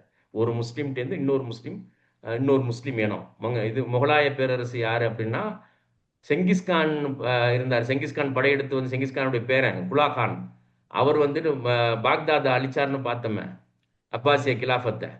அந்த குலாகானுடைய பசங்க, அவங்களுடைய பிள்ளைங்களும் பேர பிள்ளைங்களும் இஸ்லாத்துக்கு வந்தாங்க. அல்லாஹ் வந்து எவ்வளவு பெரிய ஒரு ஆச்சரியமான செய்தி பாருங்க. ஒரு சாம்ராஜ்யத்தை, ஒரு கிலாஃபத்தையே அழித்த அடுத்த ஒரு 30 வருஷத்துல அந்த படை வீரர்களும் அந்த படை வீரர்களுடைய வாரிசுகளும் லா இலாஹ இல்லல்லாஹ் முஹம்மது ரசூலுல்லாஹ்னு கலிமா சொல்லி இஸ்லாத்துக்கு வர்றாங்க. அது அல்லாஹ் வந்து செய்து காட்டுறான் பாரு, நீங்க சரியா இல்லைன்னா வேற ஆளை வச்சு பண்ணுவேன் அப்படின்ட்டு. அந்த வாரிசு அதுலேருந்து வந்தவங்க தான் வந்து முகலாயர்கள். அதான் மங்கோல்லேருந்து தான் முகல்ங்கிற வார்த்தை வந்துச்சு. செங்கிஸ்கானுடைய ஜீனு தான் பாபர். அப்போ அந்த இவங்களுடைய ஆட்சி 315 வருஷம் நடந்துச்சு. இடையில கொஞ்சம் ஒரு 16 வருஷம் ஆப்கானுடைய ஆட்சி நடந்தது, ஷேர்ஷா சூரி அவருடைய ஆட்சி நடந்தது. இதுதான் வந்து முஸ்லீம்களுடைய ஆட்சி. இந்த முஸ்லீம்களுடைய ஆட்சியில் அந்த மதரசாக்கள் எப்படி இருந்துச்சு பாருங்க, இதெல்லாம் அப்போ கட்டப்பட்ட மதரசாக்கள். இந்தியாவில் மதரசாக்கள்ல என்னென்ன பாடம், மதரசா சிலபஸ் எப்படி இருந்துச்சு பாருங்க. குரான் சொன்ன குரான், ஹதீஸ், ஃபிக்கு, ஹிஸ்ட்ரி, ஃபிலோசபி, பல மொழிகள், அன்றைக்கு என்னென்ன மொழிகள் தேவையோ அதிகாரத்துக்கு அந்த மொழிகள், சயின்ஸ், இன்ஜினியரிங், அக்ரிகல்ச்சர், மெடிசன். இந்த மார்க்க கல்வி உலக கல்வின்னு ரெண்டா பிரிச்ச பார்வையே கிடையாது. அது பிரிட்டிஷ்காரன் பண்ணி விட்ட அநியாயத்தினால தான் நம்ம இன்னைக்கு ஒரு 100 வருஷம் 150 வருஷமா இவ்வளவு பெரிய பின்னடைவில் இருக்கிறோம், கல்வி பின்னடைவில் இருக்கிறோம். முதல் 10 வருஷம் ஒட்டுமொத்த முஸ்லிம் உம்மத்துக்கும் மார்க்க கல்வியோடு சேர்த்து பயனுள்ள கல்வி, பல மொழிகள். பிறகு அவருக்கு எந்த துறையில் ஆர்வம் இருக்குதோ, விருப்பம் இருக்கு, அதில் அவர் போகலாம். மார்க்கத்துறையாக இருந்தால் மார்க்கத்துறை, மார்க்கத்துறையில் இருக்கக்கூடிய பிரிவுகள் அதில் போகலாம். இல்லை சயின்ஸில் போகிறாரு, இன்ஜினியரிங்கில் போகிறாரு, மெடிசனில் எதில் வேணாலும் போகலாம். ஆனால் பேஸ் இருக்கணும். இன்னைக்கு பேஸே இல்லாமல் 2 ஜெனரேஷன் உருவாகி வந்துருச்சு பாருங்க. மார்க்க கல்வி தொடர்பே இல்லாமல் எம்ஏ, எம்ஃபில், பிஹெச்டி முடிச்சு ஒரு பெரும் பட்டதாரிகள் உருவாகி வந்துட்டோம் பாருங்க தமிழ்நாட்டில். கேரளாவில் இந்த அநியாயம் நடக்கலை, தமிழ்நாட்டில் தான் நடந்திருக்குது. இந்த மார்க்க கல்வி உலக கல்விங்கிற இந்த பிளவு ஏற்படுத்தினருடைய எவ்வளவு பெரிய 2 டீம் வந்துருச்சு பாருங்க. மார்க்க அறிஞர்கள் ஒரு டீமும், உலக கல்வியை படித்தவர்கள் ஒரு டீமும் உருவாகி வந்திருக்கு பாருங்க. இது எந்த காலத்திலும் இருந்தது கிடையாது. இன்னைக்கு அரபுலகத்தில் அது கிடையாது. எல்லா முஸ்லிம்களும் மார்க்க கல்வி படிச்சிருப்பாங்க. அதுக்கப்புறம் ஸ்பெஷலைசேஷனுக்கு போவாங்க.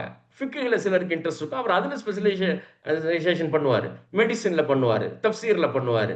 இந்த மாதிரி தான் போகும்.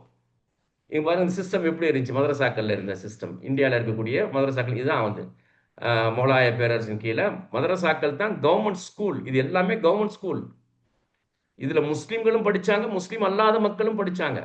முஸ்லீம் அல்லாத மக்கள் லாங்குவேஜஸ் படிப்பாங்க, அதே மாதிரி ஹிஸ்ட்ரி படிப்பாங்க, அந்த ஃபிக்கு படிப்பாங்க. அன்னைக்கு கவர்மெண்ட்டுக்கு என்னென்ன, அன்னைக்கு அந்த அந்த அரசுக்கு, முகலாய பேரரசுக்கான சட்டத்திட்டங்களை படிச்சிருப்பாங்க. அது படித்தா தானே அரசு பொறுப்புக்கு போக முடியும். அதனால தான் முகலாய பேரரசுடைய முதலமைச்சர்களாக, முக்கிய அமைச்சர்களாக முஸ்லீம் அல்லாத மக்களும் இருந்திருக்கிறாங்க. முகலாய பேரரசனுடைய பொருளாதாரம் எப்படி இருந்துச்சு? நான் பாயிண்ட்டை மட்டும் சொல்லிட்டே போறேன், நீங்க பின்னால டீப்பா படிச்சுங்க. பாருங்க, அதாவது அவுரங்கசீப் காலத்தில் அதுதான் முகலாய பேரரசுடைய பீக் அது. சரியா? Aurangzeb ruled over population estimated to be over 15 crores, 15 கோடி மக்களை வந்துட்டு ஆட்சி செஞ்சிருக்கிறாரு. காபூல்லேருந்து கன்னியாகுமரி வரைக்கும் ஒற்றை அரசர். With an annual revenue of $450 million, more than 10 times that of his contemporary Louis 16 of பிரான்ஸில் அன்னைக்கு பிரான்சினுடைய அரசராக இருந்த 16ஆம் லூயினுடைய அவருடைய பொருளாதாரத்தை காட்டிலும், அவருடைய ஆட்சியினுடைய பொருளாதாரத்தை காட்டிலும் 10 மடங்கு அதிகம் 1690. Under his regime, India surpassed King China to become the world's largest economy and biggest manufacturing power. சைனாவை பீட் பண்ணி உலகத்தினுடைய மிகப்பெரிய பொருளாதாரம். இன்னைக்கு பொருளாதார வல்லரசு வல்லரசு சொல்லி பேசுறாங்க பாருங்க. அவுரங்கசீப் காலத்துல தான் பொருளாதார வல்லரசாக இருந்திருக்குது.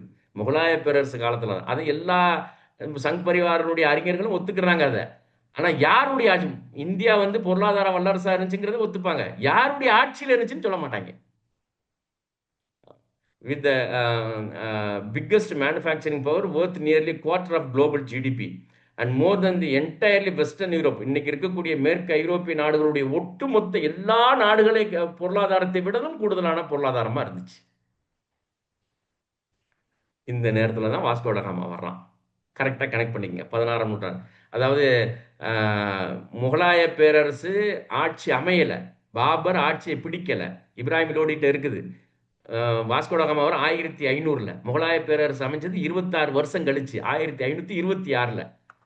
வாஸ்கோ ட காமா வந்து முதல்ல போர்ச்சுகீஸ் வாஸ்கோ ட காமா வர்றான் 1498. அவன் போயிட்டு வந்ததை பார்த்து அவன் வந்து அங்கேருந்து இந்தியாவிலேருந்து நிறைய பொருட்களையும் அள்ளிட்டு வர்றதை பார்த்ததுக்கப்புறம் டச்சுக்காரன் நெதர்லாண்டுக்காரன் வர்றான் 1602 மசூலிப்பட்டினம். ஆந்திராவில் இருக்கக்கூடிய இந்த பக்கம் ஈஸ்டர்ன் ப்ராவின்ஸில் இருக்குது பாருங்க, சென்னைக்கு மேலே இருக்குது மசூலிப்பட்டினம், அங்கே வர்றான். அதுக்கப்புறம் அவனை பார்த்து டென்மார்க்காரன் வர்றான். அவன் வந்து தரங்கம்பாடியில் வந்து இறங்க 1606 நாகை மாவட்டம் தரங்கம்பாடியில் வந்து இறங்குறான். இன்னைக்கு அந்த கோட்டை இருக்குது பாருங்க. 1608 கடைசியாக பிரிட்டிஷ்காரன் வரான் சூரத் துறைமுகத்துக்கு. பிரிட்டிஷ்காரன் ரொம்ப லேட்டாக தான் வந்தான். போர்ச்சுகீஸ்காரன் தான் ஃபர்ஸ்ட் வந்தது. ஆனால் பாக்கி எல்லாத்துக்கும் வந்து நாடு பிடிக்கணுங்கிற சிந்தனை இல்லை, அரசியலில் ஈடுபடணுங்கிற சிந்தனை இல்லை, கொள்ளையடிச்சு தன் நாட்டுக்கு கொண்டுட்டு போகணுங்கிற சிந்தனை மட்டும்தான் இருந்துச்சு. ஆனால் பிரிட்டிஷ்காரனுக்கு மட்டும்தான் கொள்ளையும் அடிக்கணும் நாட்டையும் பிடிக்கணும் அப்படிங்கிற அந்த சிந்தனை இருந்துச்சு. கடைசியாக வந்தது தான் பிரெஞ்சுக்காரன். பாண்டிச்சேரிக்கு வந்தது 1664. இவங்க எல்லாம் போனதுக்கப்புறம் பார்த்து நம்மளும் போய் பார்ப்போம் அப்படிங்கிற அடிப்படையில் தான் பாண்டிச்சேரிக்கு வந்தது. இப்போ யூரோப்பியன்ஸ் வந்துட்டாங்களா, அதுக்கப்புறம் 4 சம்பவங்கள் முஸ்லீம்களுடைய இன்றைய வீழ்ச்சிக்கு காரணமான சம்பவங்கள். இந்திய முஸ்லீம்களுடைய இன்றைய பின்னடைவு காரணமான 4 சம்பவங்கள். பிரிட்டிஷ்காரன் வந்ததை, அதாவது ஐரோப்பியர்கள் வந்ததை மைண்டில் வச்சுங்க. அதுக்கப்புறம் நடந்த 4 சம்பவங்கள் தான் இன்னைக்கு நம்ம பிரச்சனைகள், வட இந்திய முஸ்லீம்களுடைய இன்றைக்கு எல்லா பிரச்சனைகளுக்கும் காரணம். பாகிஸ்தானுடைய பிரச்சனைகளுக்கு, பங்களாதேஷினுடைய பிரச்சனைக்கு, நேபாளுடைய பிரச்சனைக்கு, பூட்டான், அதே மாதிரி பர்மாவுடைய இந்த இந்தியன் சப்கான்டினென்ட் இருக்கு பாருங்க, அதனுடைய எல்லா பிரச்சனைகளுக்கும் காரணமான 4 சம்பவம். இந்த 4 சம்பவம் குறித்து நீங்கள் படிச்சீங்கன்னா தொடர வந்துடும். நான் செயினாக உங்களுக்கு அந்த ரூட்டை மட்டும் சொல்லிட்டு வந்துட்டு இருக்கிறேன். வரலாற்றை எப்படி புரிஞ்சுக்கணும், எந்த பேஸில் புரிஞ்சுக்கணும் அப்படின்னு சொல்லி. அதுக்கப்புறம் நீங்கள் படிக்கிறதெல்லாம் அங்கங்கே போய் ஜாயிண்ட் ஆகிக்கும். ஆனால் பேஸ் வந்துட்டு இப்படி தான். ஃபஸ்ட்டு நம்ம எங்கேருந்து ஸ்டார்ட் பண்ணோம் அப்படிங்கிறத மைண்டில் வச்சுங்க. அப்பாசியா கேலிஃபட்லேருந்து Umayya caliphate, Abbasia caliphate, Baghdad Cordoba, translation Arabic to Latin translation, European renaissance, industrial revolution. அதுக்கப்புறம் ஐரோப்பியர்கள் படையெடுத்து வர்றான். ஒரு டீம் அமெரிக்காவுக்கு போகிறான், ஒரு டீம் வாஸ்கோ ட காமா இந்தியாவுக்கு வர்றான். முகலாய பேரரசு இருந்துச்சு, முகலாய பேரரசு வீழ்ச்சி அடையுது. இந்த ஒரு 4 சம்பவத்தை இப்போ சொல்ல போகிறேன். ஃபர்ஸ்ட் சம்பவம் பேட்டில் ஆஃப் பிளாசி. முகலாய பேரரசு முதல்ல ஒரு நிலத்தை இழந்தது. அதான் வந்து ராபர்ட் கிளைவ் வந்து பெங்காலை பிடிச்சான்னு சொல்லி நம்பாருங்க. கல்கத்தா துறைமுகத்திலேருந்து இங்கிலாந்து கொண்டு போய் சேர்த்த சம்பவம், கொள்ளையடிச்சு கொண்டு போனது. அது நடந்தது 1757. அதுக்கு மிக முக்கிய காரணம் மீர் ஜாஃபருங்கிற ஒரு துரோகி வந்து போர்க்களத்தில் படையை அனுப்பாமல் அப்படியே பின்னுக்கு போய் என்ன சுல்தான், அதாவது ராபர்ட் கிளைவ் போய் நேரம் ஒன்று சுல்தான் ஆக்கிடுறேன், நீ போரில் கலந்துக்காதுன்னு சொன்னோடனே அதுக்கு பலியானது. இன்னைக்கு பேப்பர்லேயே, நேற்றைய பேப்பரில் கூட யூபியினுடைய ஒரு முதல்வர் வந்து சொல்லியிருக்காரு பாருங்க, இங்கே மீர் ஜாஃபர்கள் ஜாஸ்தியாக இருக்கிறாங்கன்னு அவன் வாயாலே சொல்லியிருக்கிறான். இன்னைக்கு தேர்தல் நேரத்தில் துரோகிக்கு யாரை வந்துட்டு அடையாளமாக சொல்லுவாங்கன்னா மீர் ஜாஃபரை தான் சொல்லுவாங்க. அங்கே ஒரு மீர் ஜாஃபர், திப்பு சுல்தான்ட்ட ஒரு மீர் காசிம், இந்த 2 பேரும் தான் வந்து துரோகத்துக்கு அடையாளமாக சொல்லுவாங்க. ஃபர்ஸ்ட் சம்பவம் நடந்தது பேட்டில் ஆஃப் பிளாசி. இன்னி வரைக்கும் பங்காளி இவ்வளோ மோசமான சூழலில் இருந்துகிட்டு இருக்கான் பாருங்க. இந்திய துணை கண்டத்திலேயே வளமான மண், பணக்கார மக்கள் யாருன்னா பங்காளிகள் தான். இன்னைக்கு பிச்சைக்காரனையும் பிச்சைக்காரனா மாறி போயிருக்கிறான். இந்த பெங்கால்னு சொல்றது இன்னைக்கு இருக்கக்கூடிய பங்களாதேஷ், வெஸ்ட் பெங்கால், மேற்கு வங்காளம், பீகார், யூபியினுடைய பல பகுதி, ஜார்க்கண்ட், இது எல்லாத்தையும் சேர்த்த பகுதி. அதுதான் அன்றைய பெங்காலா இருந்துச்சு. அப்போ அவ்வளவு வளமான மண். அவன் திருட வர்றவன் நேரம் வளமான பணக்கார வீட்டுக்கு தானே போவான். அந்த மாதிரி தான் ராபர்ட் கிளைவ் டெல்லி இங்கே சென்னைக்கு வந்து இறங்கி, மண்ணடியில் வந்து இறங்கி நேராக பெங்காலுக்கு போனது. அது ஒரு சம்பவம். இது சம்மந்தமாக நிறைய படிங்க.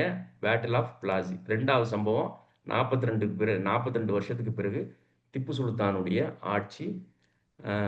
திப்பு சுல்தான் போர்க்களத்திலே இறந்து போனார். அந்த சம்பவம். மூணாவது சம்பவம், அதிலிருந்து ஒரு ஒரு 58 வருஷம் கழிச்சு முகலாய பேரரசே முடிஞ்சு போனது. டெல்லி பறி போனது. முதல்ல முகலாய பேரரசு ஒரு பகுதி இழந்தது 1757ல். அதுக்கப்புறம் 100 வருஷத்துல என்டையர் முகலாய பேரரசுமே போயிடுச்சு பாருங்க. பிரிட்டிஷ்காரங்களுக்கு போயிடுச்சு. இவர் பகதூர் ஷா ஜாஃபர் கடைசி மன்னராக இருந்தவர். அது போனது இன்னையிலேருந்து ஒரு 150 வருஷத்துக்கு முன்னால் 1857. அடுத்து ஒரு பெரிய கொடுமை நடந்துச்சு 90 வருஷத்துல. அது நாடு பிரிவினை 1947. இந்த 4 சம்பவம் தான் இன்னைக்கு முஸ்லிம் சமூகத்தினுடைய இந்த அவலமான நிலைக்கு, அடிச்சு போட்டா கூட, தெருவில் அடிச்சு போட்டா கூட கேட்கறதுக்கு நாதி இல்லாமல் போனதுக்கு, வறுமையில் வாடுறதுக்கு, இன்னும் டெல்லியில் இருக்கக்கூடிய தப்லீக் ஜமாத்தினுடைய அமீர்கள் எல்லாம் கூட ஆட்டோ ரிக்ஷா ஓட்டக்கூடிய அளவுக்கு மோசமான சூழலில் இருக்கிறது. குப்பை அள்ளுறது, சாக்கடை அள்ளுறது, குடியிருக்கிறதுக்கு வீடு இல்லாமல் இருக்கிறது.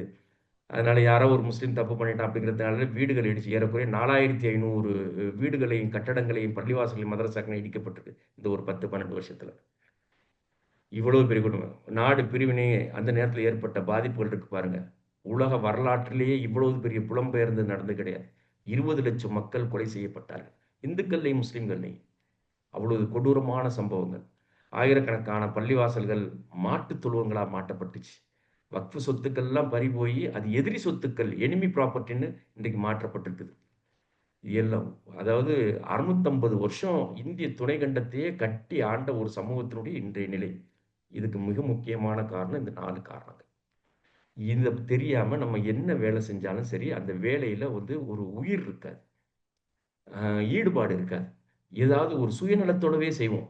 யாருக்காவது ஏதாவது ஒரு கிளாஸ் நடத்த போறோம்னு வச்சுங்களேன், எனக்கு என்ன கிடைக்கும்னு பார்ப்போம். யார்கிட்டயாவது பேசிக்கிட்டு இருந்தா எனக்கு என்ன கிடைக்கும், என் பேரை பத்திரிக்கையில போட்டியா, என் பேரை பெருசா போட்டியா அப்படின்ட்டு அந்த ஒரு சுயம் வெளிப்படுது பாருங்க. அதுக்கெல்லாம் என்ன காரணம்னா இந்த சம்பவங்களை புரிஞ்சிக்காது. நான் ஏன் சமூக பணி செய்யணும் அப்படிங்கிறத வந்து ஆணித்தரமா அவன் மனசுல சுயநலம் இல்லாமல் அவனை இயங்க வைக்கும். அப்படின்னா இந்த வரலாற்று செய்தியை படித்திருந்தா தான் தெரியும். அதுக்காக தான் இந்த கிளாஸினுடைய ஃபர்ஸ்டே இது எல்லாத்துக்கும் புரியாது. பொதுமக்களுக்கு புரியுமா? புரியாது. சாதாரண மக்களுக்கு இது அவங்களுக்கு அவசியமும் இல்லை.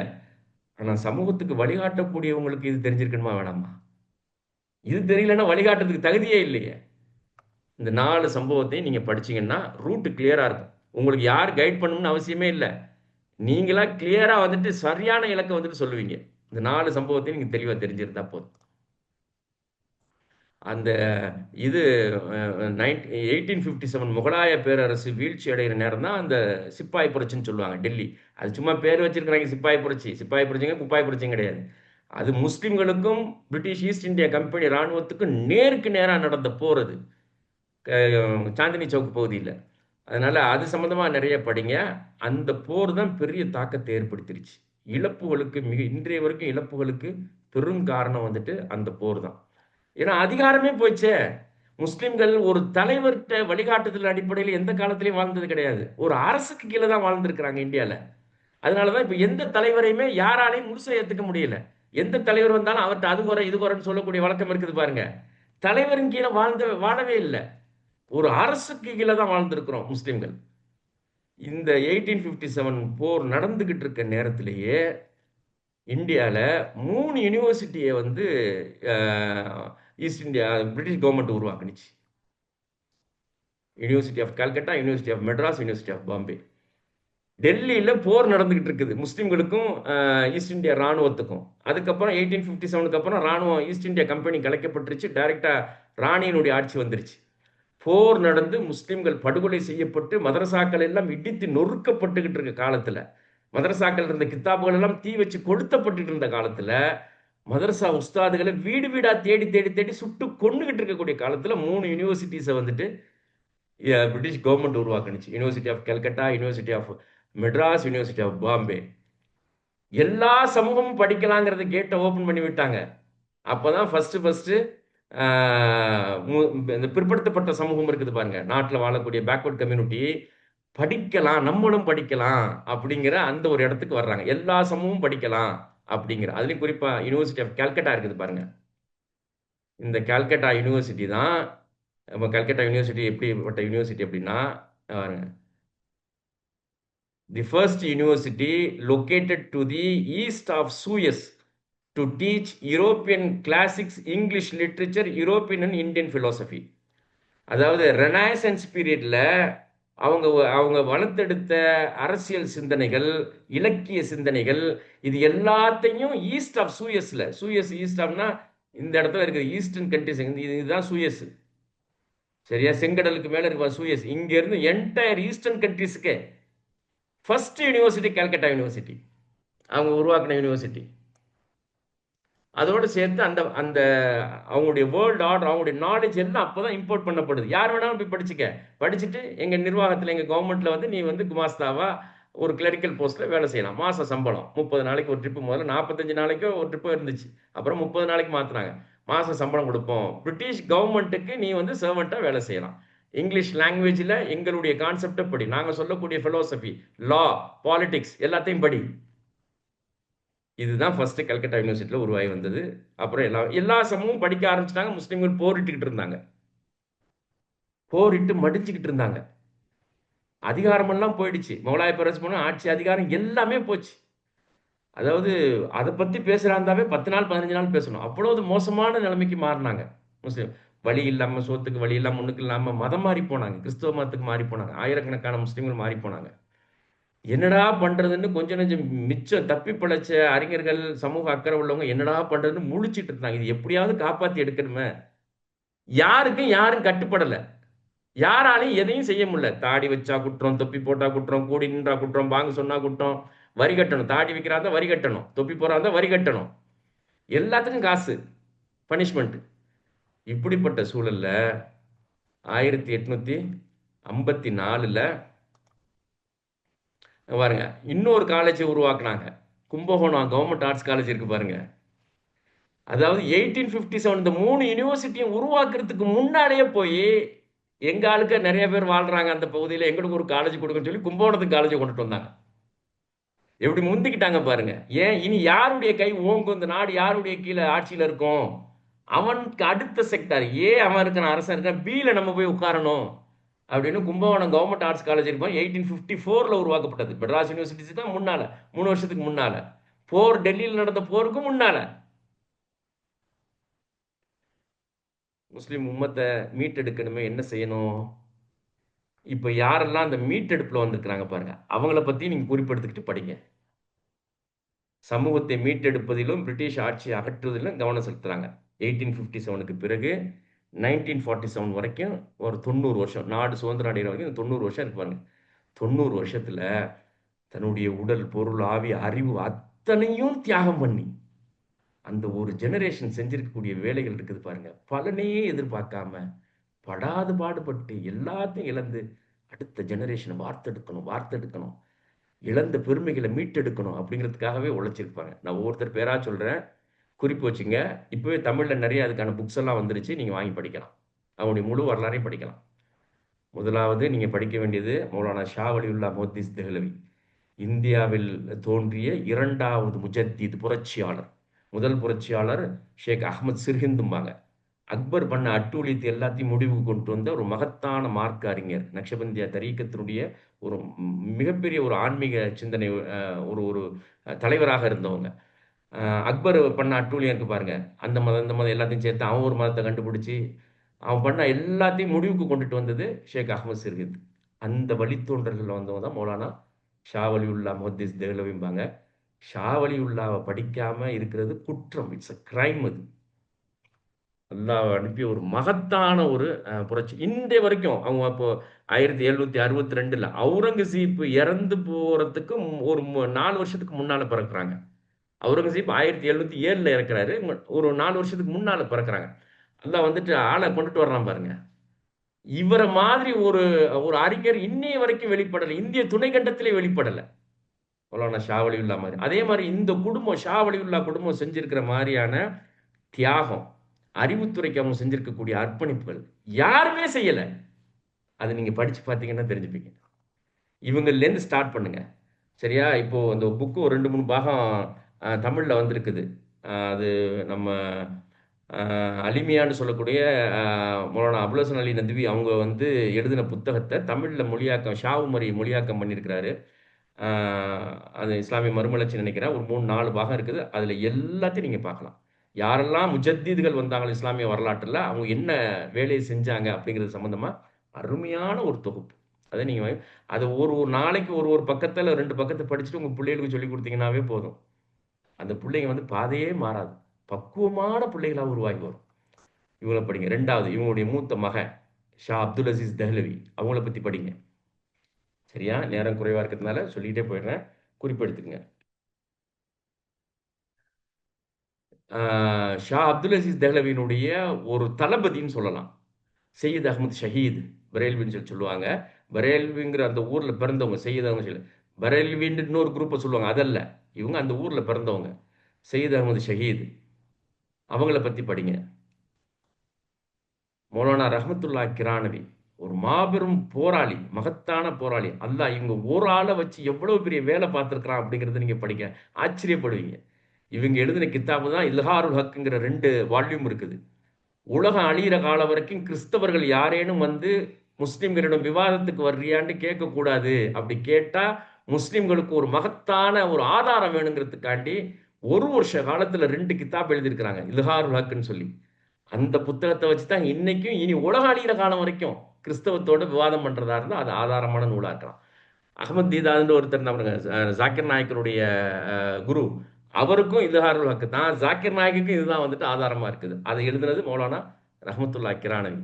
அல்லாஹ் இவங்களை அப்படியே நகர்த்தி மக்காவுக்கு கொண்டு போய் மக்கால ஒரு மதரசா உருவாக்குனாங்க. சௌலத்தியா மதரசா. இன்னைக்கு அந்த மதரசா இருக்குது. அந்த மதரசால படிச்சவங்க பள்ளப்பட்டியில வந்து மதரசா உருவாக்குனாங்க. வேலூர் பாக்கியாத்து உருவாக்குனது அந்த மதரசாவுக்கு போய் ரஹ்மத்துல்லா கிரானவியை சந்திச்சதுனால. பிறகு பங்களாதேஷ்ல, பாகிஸ்தான்ல எல்லா இடத்துலையும் ஒருத்தர் எங்க நகர்த்திட்டு போய் எங்க மதரசா உருவாக்கி, அதே மாதிரி அல்ஜீரியால இருந்தும் மொரோக்கோல இருந்து வந்து அங்க படிச்சுட்டு போய் இட்டாலியன் போர்ஸ்க்கு எதிராக போராடினாங்க. இதெல்லாம் வரலாறு படிச்சா தெரிஞ்சு ஒன்னோடு ஒண்ணு கனெக்ட் பண்ணீங்கன்னு தெரியுங்களேன். எவ்வளவு பெரிய வேலை நடந்திருக்குது. எத்தனை ஆயிரம் ஸ்காலர்ஸ் அல்லாவுடைய இந்த தீனுக்காக எல்லாத்தையும் அர்ப்பணிச்சுட்டு வாழ்ந்திருக்கிறாங்க, தியாகம் பண்ணியிருக்காங்க. நம்ம என்ன செஞ்சுட்டு இருக்கிறோம்? ஒப்பீடு செஞ்சு பார்த்தோம்னு நம்ம மேலே நமக்கு கோவம் வரும். அடுத்தது நீங்க படிக்க வேண்டியது தாருல் உலூம் தேவ்பந்த். நான் அந்த அந்த 1857க்கு பிறகு போருக்கு பிறகு மீட்டெடுக்கிறதுல முதன்மையான ஃபர்ஸ்ட் உருவான நிறுவனம் வந்துட்டு தாருல் உலூம் தேவ்பந்த். அதை பற்றி பார்ப்போம் இப்போ. அடுத்தது பார்க்க வேண்டிய சையத் அகமது கான். சார் சையத் அகமது கானை வந்து பார்க்கணும், படிக்கணும் நிறையா. அப்புறம் தாருல் நதுவத்துல் உலமா, ஏன் இந்த கல்வி நிறுவனம் உருவாக்கப்பட்டுச்சு அப்படிங்கிறதையும் படிக்கணும். மௌலானா மஹமூத் ஹசன் ஷேகுல் ஹிந்துன்னு சொல்லுவாங்க. தாருல் உலூம் தேவ்பந்தினுடைய முதல் மாணவர், ஃபர்ஸ்ட் பேட்ச் மஹமூத் ஹசன். அவங்க செஞ்சிருக்கக்கூடிய சாதனை இப்போ நான் ஒரு ஒரு 5, 6 ஆர்டிக்கல் எழுதியிருந்தேன் பாருங்க. தாலிபான்களுக்கும் தாருல் உலூம் தேவ்பந்துக்குமான உறவுகள் என்னென்ன. அதில் மௌலானா மஹமூத் ஹசனை பற்றி எழுதியிருக்கிறேன். மௌலானா ஹுசைன் அகமது மதனி, இந்திய ஷேகுல் ஹிந்துன்னு சொல்லுவாங்க. ஜம்மியத்துல் உலமா ஹிந்தினுடைய நிறுவனராக இருந்த ஹுசைன் அகமது தாருல் உலூம் தேவ்பந்தினுடைய முதல்வராகவும் இருந்திருக்கிறாங்க. அவங்களுடைய சாதனை பாருங்க. அவங்க எழுதின புத்தகங்கள், அவங்களுடைய அரசியல் கான்செப்ட், ஏன் காங்கிரஸ் இன்னைய வரைக்கும் ஜம்மியத்துல் உலமா ஹிந்துடைய நெருக்கமான தொடர்பு இருக்குதுன்னா அது இவங்க தான் காரணம். அதுக்கு இந்தியாவுக்குண்டு பல இனங்களும் கூடி எப்படி வாழலாம் அப்படிங்கிறதுக்கு ஒரு கான்செப்டை கொண்டுட்டு வந்தாங்க. அந்த ஒரு ஒரு புக்கை எழுதியிருக்கிறாங்க. அந்த புக்கை முஸ்லீம் லீக் எதிர்த்து ஜின்னால எதிர்த்தாரு. அது எங்களுக்கு பாகிஸ்தான் தான் வேணும் பிரிஞ்சு போனாரு. பாகிஸ்தானை பிரிக்காதீங்க நின்றாங்க இவங்க எல்லாரும். தேவபந்து உலமாக்கள் எல்லாம் அப்படித்தான் இருந்தாங்க. மௌலானா இலியாஸ் காந்தலவி, அதாவது இந்த தப்லீக் ஜமாத்தினுடைய நிறுவனராக இருக்கக்கூடிய தப்லீக் ஜமாத்து எவ்வளவு பெரிய வேலை செஞ்சிருக்கு தெரியுமா? அதாவது பூத கண்ணாடி வச்சு பார்த்து அதில் இருக்கக்கூடிய சின்ன சின்ன ஓட்டைகளை மட்டும் பார்க்கக்கூடிய கண்களுக்கு மத்தியில் இந்த ஒரு கிட்டத்தட்ட 100 வருஷம், ஆர்எஸ்எஸ் 100 வருஷம் ஆக போகுது. சரியா? தப்லீக் ஜமாத் ஆரம்பிச்சு 100 வருஷம். அது 100 வருஷத்துல எத்தனை கோடிக்கணக்கான மக்களை பள்ளிவாசலோட இணைச்சு அவங்களை தொலை வச்சிருக்கிறாங்க. எத்தனை ஆயிரம் பள்ளிவாசல்களை புதுப்பிச்சிருக்கிறாங்க, மீட்டெடுத்திருக்காங்க. பார்ட்டிஷன்ல இழந்து போனத மாட்டுத் தொழுவம் பன்றித் தொழுவமா மாற்றப்பட்டதையெல்லாம் மீட்டெடுத்திருக்கிறாங்க. மகத்தான சாதனை. இத படிச்சோம்னா தெரிஞ்சிடும். இந்த இந்த 100 வருஷம், அதாவது 1857ல இருந்து துவங்கி 1947 வரைக்கும் இவங்க வாழ்ந்த காலம். நான் இப்ப இதில் போட்டிருக்கக்கூடிய அறிஞர்கள் எல்லாரும் வாழ்ந்த காலம். எவ்வளவு பெரிய வேலை செஞ்சிருக்கிறாங்க. ஒருத்தரையும் நீங்க படிச்சீங்கன்னா போதும். நம்ம என்ன வேலை செஞ்சுட்டு இருக்கிறோம் அப்படின்னு பார்த்தோம்னா, நமக்கே நம்ம மேல கோவம் வரும். அந்த 1857 முடிஞ்ச உடனேயும் ஃபர்ஸ்ட் உருவான நிறுவனம் தாருல் உலூம் தேவபந்த் தான். அந்த அது என்னதுல ஒரு ஒரு மாதுள மரத்துக்கு கீழ வச்சுட்டு உருவாக்குனாங்க கவலையோட. முஸ்லிம் உம்மத் இப்படி போயிடுச்சே! அரசாட்சியில இருந்த சமூகம் இப்படி போயிடுச்சே! வாழ்றதுக்கே வழி இல்ல. கல்வி கற்கிறதுக்கு வழி இல்ல. ரோட்ல கிடக்குறாங்க. மதம் மாறி போறாங்க. சீரழிஞ்சு போச்ச சமூகத்த மீட்டெடுக்கிறது என்னன்னு 2 இளைஞர்கள், மௌலானா காசிம் நானூத்தவி, மௌலானா ரஷீத் அகமது கங்கோயி, ஒரு மாதுள மரத்துக்கு கீழ உட்கார்ந்துகிட்டு சின்னதா ஒரு மதரசாவ ஆரம்பிச்சாங்க. அதான் ஷேகுல் மௌலானா முகமது ஹசன் அவங்கள வச்சு. அல்லாஹ் இன்னைக்கு இந்த கிட்டத்தட்ட இதுல ஒரு 35, 135, 150 வருஷம், 160 வருஷத்துல உலகத்தின் 2வது மிகப்பெரிய இஸ்லாமிய பல்கலைக்கழகமாக அல்லாஹ் அத ஆக்கி வச்சிருக்கிறான் பாருங்க. உலகம் முழுவதும் மதரசாக்கள் இருக்குது. தாருல் உலூம் தேவ்பந்த ஃபாலோ பண்ணி. ஒட்டுமொத்த ஆப்கான் பட்டான் இனம், பஷ்டூன் இனம் இருக்குது பாருங்க. அது தேவ்பந்தினுடைய ஃபாலோவர்ஸ். 90% தேவ்பந்தினுடைய ஃபாலோவர்ஸ். இவ்வளவு பெரிய தாக்கத்தை ஏற்படுத்தின அதுக்கு விதை எங்க? 2 இளைஞர்கள் ஒரு மாதுளை மரத்துக்கு கீழே இருந்து கவலையோடு துவங்கினது.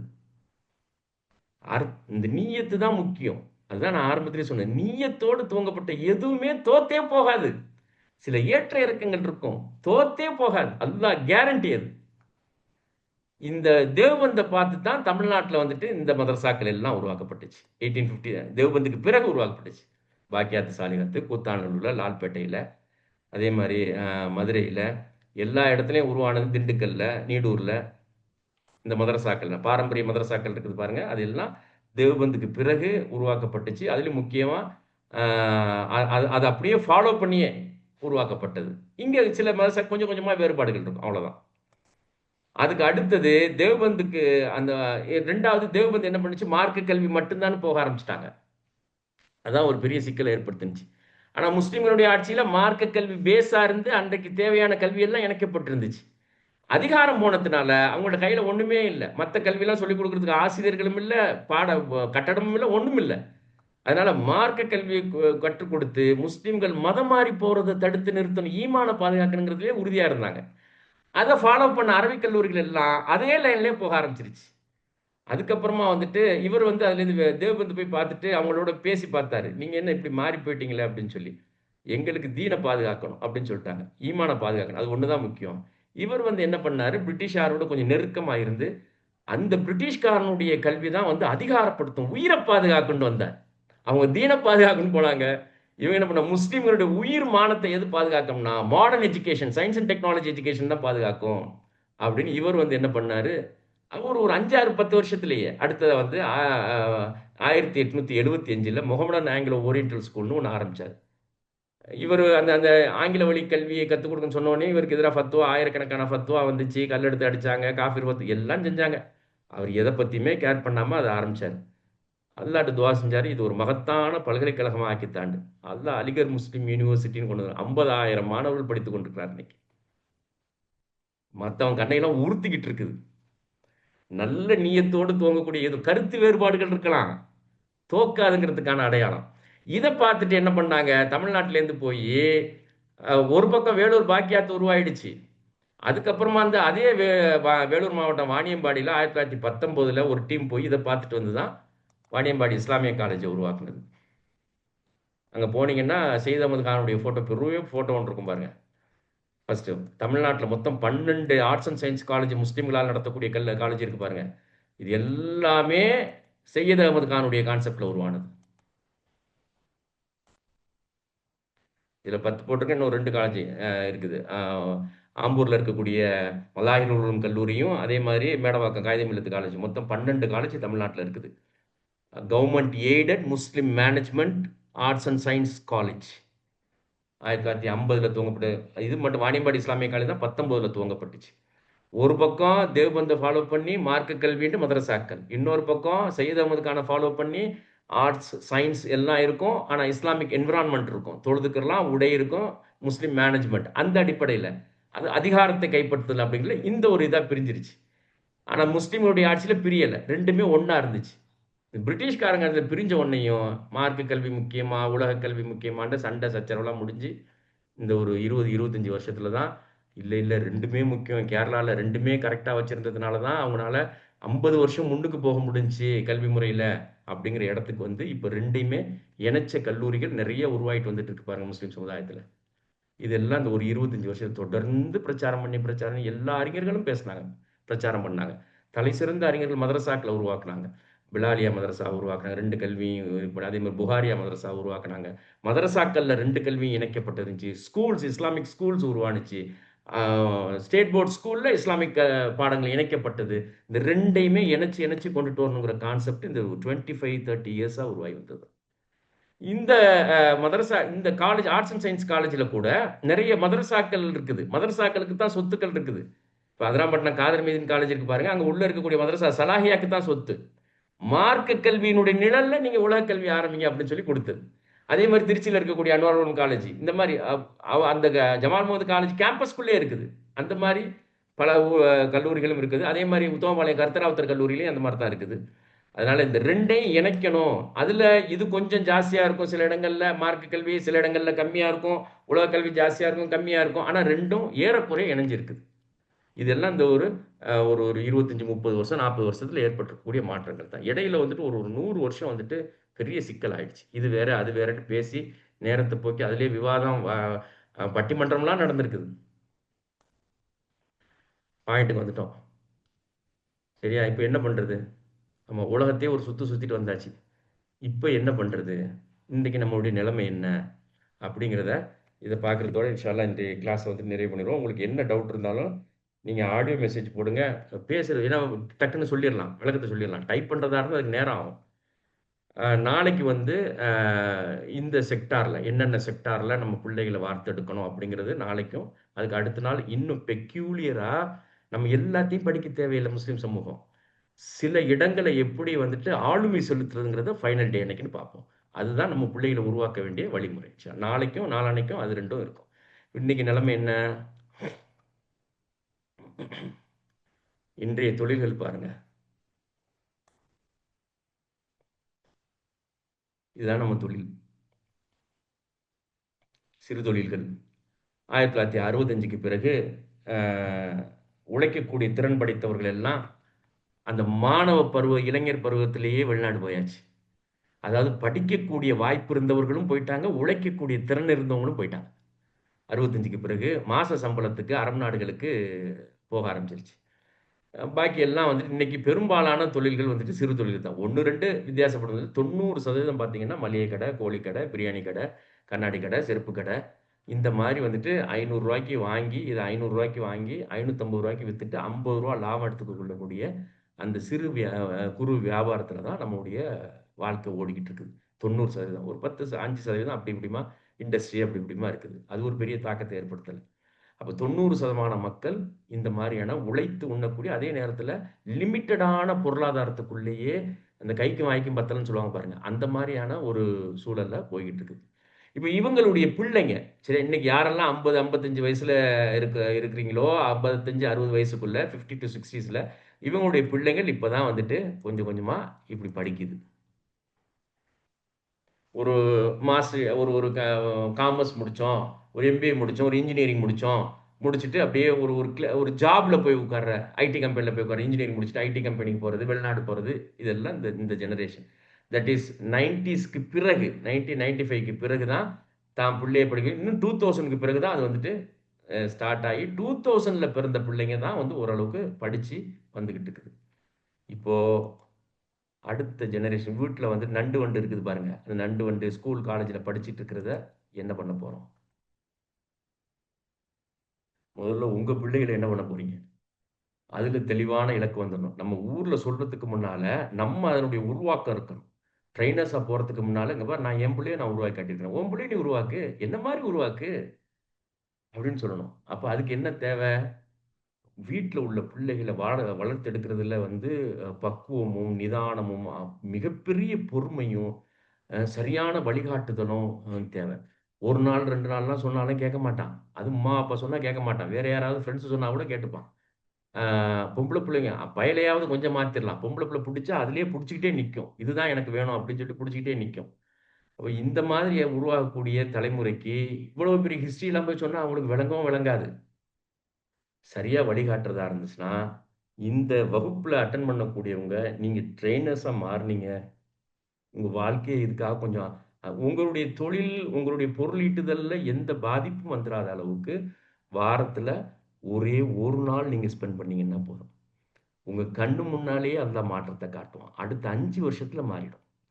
நீங்க யாருக்கெல்லாம் வழிகாட்டுறீங்களோ, அவங்களுக்கு தேவையான நேரத்துல உதவி செய்றதுக்கு ஒருங்கிணைஞ்சு இருக்கிறீங்களோ, 5 வருஷத்துல உங்க கண்ணு முன்னாடி, உங்க வீட்ல மாற்றம் வரும். நீங்க வழிகாட்டக்கூடிய மக்கள்ட்ட மாற்றம் வரும். இதுக்கு தேவை என்ன? நிதானம், அர்ப்பணிப்பு சிந்தனை. 1 நாள் போதும். வாரத்துல 1 நாள் போதும். அப்ப அடுத்த தலைமுறை வந்து யாரா உருவாக்கி எடுக்கணும்? இது சம்மந்தமா தான் இன்ஷா அல்லாஹ் நம்ம அடுத்தடுத்த வகுப்புல வந்துட்டு பார்க்க போறோம். இங்க பாருங்க. நெக்ஸ்ட் 25 இயர்ஸ்ல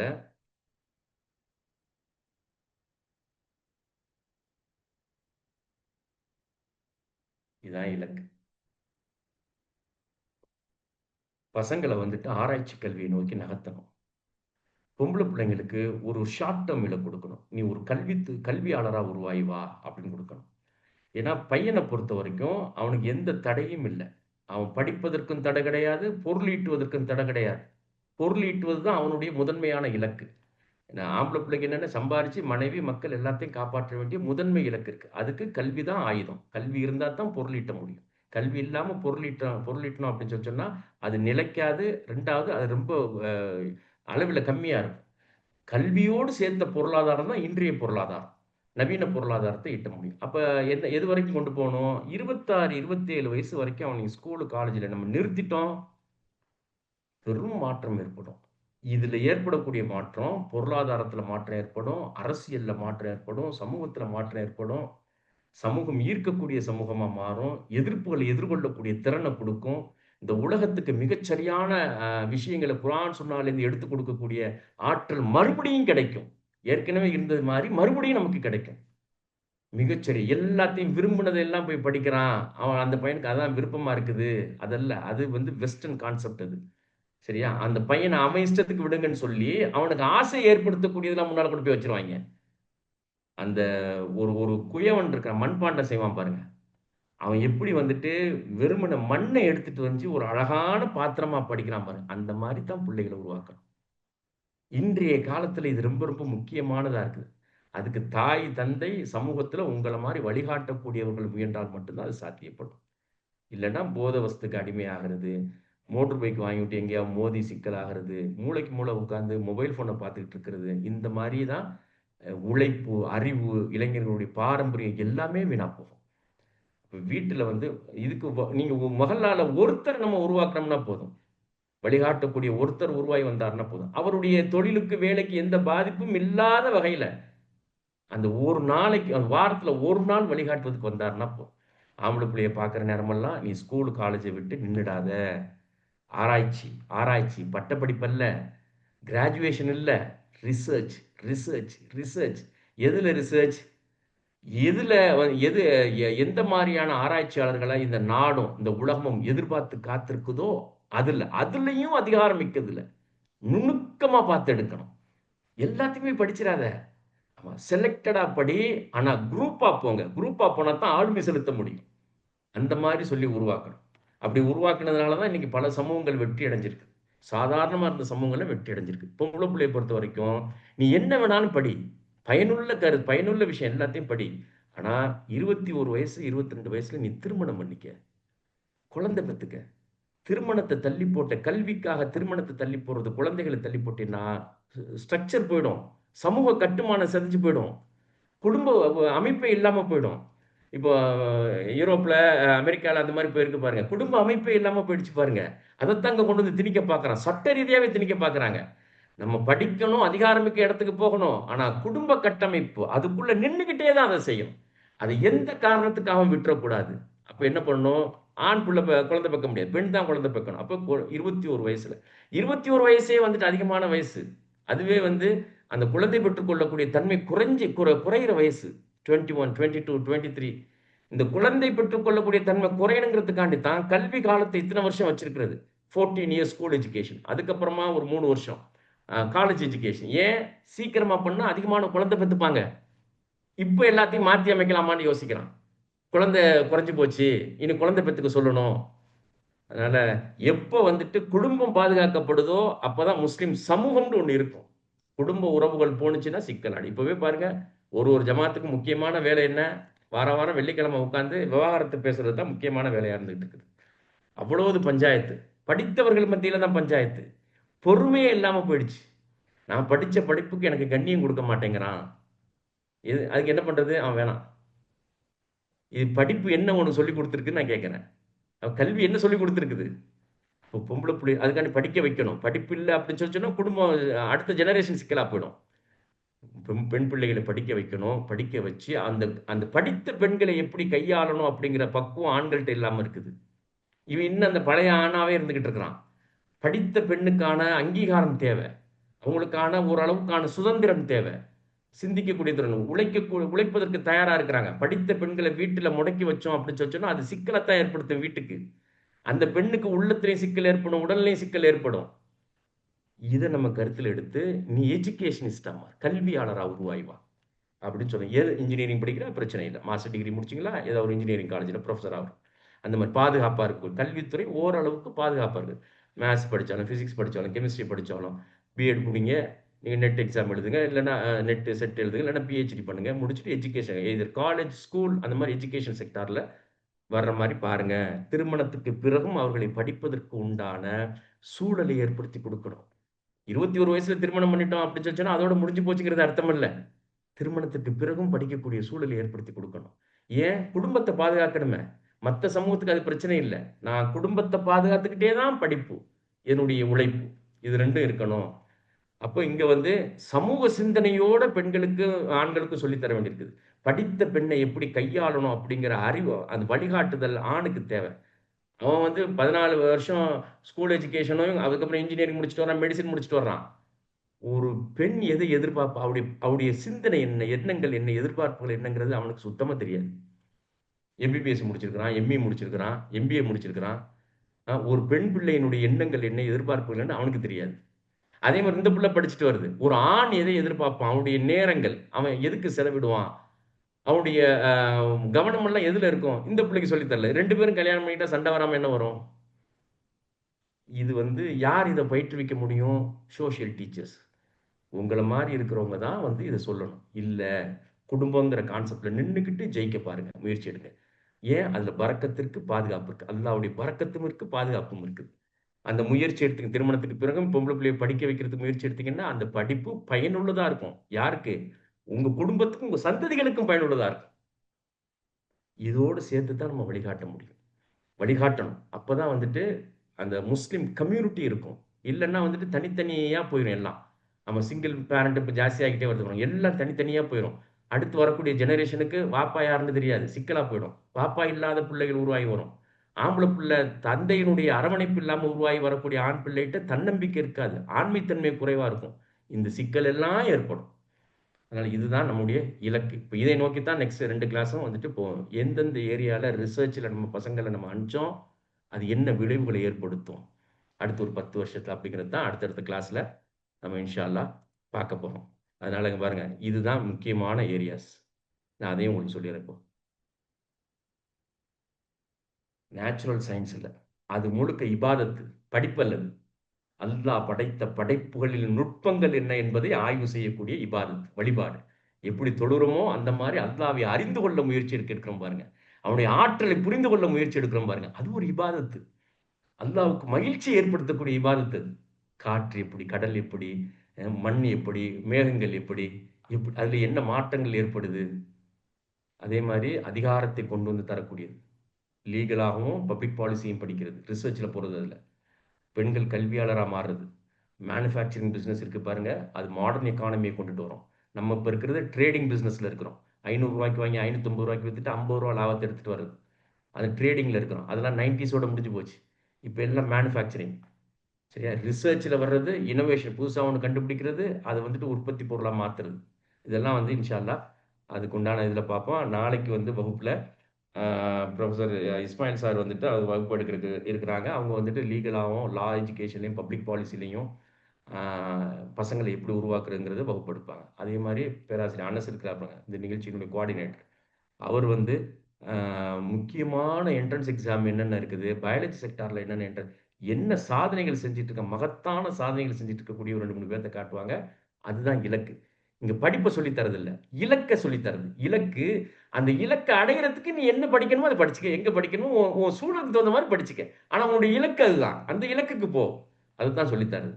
அதே மாதிரி இஜாஸ் சார் இருக்கிறாங்க. அவங்க வந்து இந்த மேனுஃபேக்சரிங் பிஸ்னஸ்ல நவீனமா வந்துட்டு அது எப்படி நம்ம கையாளுறது, என்னென்ன துறைகளை மக்கள்கிட்ட சொல்றது, அந்த துறைக்கு முஸ்லிம் சமூகத்தை எப்படி கொண்டுட்டு வர்றது அப்படிங்கிற சம்பந்தமாக இன்ஷா அல்லாஹ் அவர் வந்துட்டு நாளை வகுப்பு எடுப்பார். 3வது நாள் வந்துட்டு என்னுடைய வகுப்புல முக்கியமான துறைகள், அடைய வேண்டிய துறைகள் என்னங்கிறதையும் பார்ப்போம். அதுக்கு மேல உள்ள சந்தேகங்கள் எல்லாத்தையும் நீங்க இன்றைய கிளாஸ்ல உள்ளதுலையும், அதுக்கப்புறம் உள்ளதையும் ஒவ்வொரு நாளும் நீங்க வந்து சந்தேகத்தை எழுப்பலாம். இந்த வகுப்புல கலந்துக்கிட்டவங்க மட்டும்தான் இனிமே வந்து அந்த குரூப்ல வந்துட்டு தொடருவாங்க. அவங்கள மட்டும் ஃபில்டர் பண்ணி எடுத்து, அதுக்கப்புறமா நீங்க வந்து உங்க ஊர்ல வழிகாட்டும்போது, வேலைகளை செய்யும்போது எந்த டவுட் இருந்தாலும் நீங்க இந்த குரூப்ல வந்துட்டு நீங்க கொஸ்டின ரைஸ் பண்ணலாம். உங்களுக்கு வழிகாட்டுறதுக்கு தொடர்ந்து தயாரா இருக்கிறோம். ட்ரெய்னர்ஸ் தேவைன்னா அனுப்பி வைக்கிறதுக்கும் தயாரா இருக்கிறோம். இன்னும் ஒரு 10 வருஷத்துக்கு இன்ஷா அல்லாஹ் ஒவ்வொரு மஹல்லாலயும் இந்த வழிகாட்டுதல் தொடர்ந்துச்சுன்னா, என்ன மாற்றம் ஏற்படும் அப்படிங்கிறத நீங்களே யோசிச்சுக்கங்க. இந்த பிள்ளைகளை பிடிச்சு சரியா நீங்க வ பொறுத்துட்டீங்கன்னா போதும். ஏன்னா இன்னைக்கு 10 வயசுல இருக்கிறவன் அடுத்த 10 வருஷத்துல 20 வயது இளைஞன். 15 வயசுல இருக்கிறவன் 25 வயசுல உருவாகி வருவான். 10 வருஷம் தான் காலம். சமூகம் தலைகீழா வந்துட்டு மாறிடும்.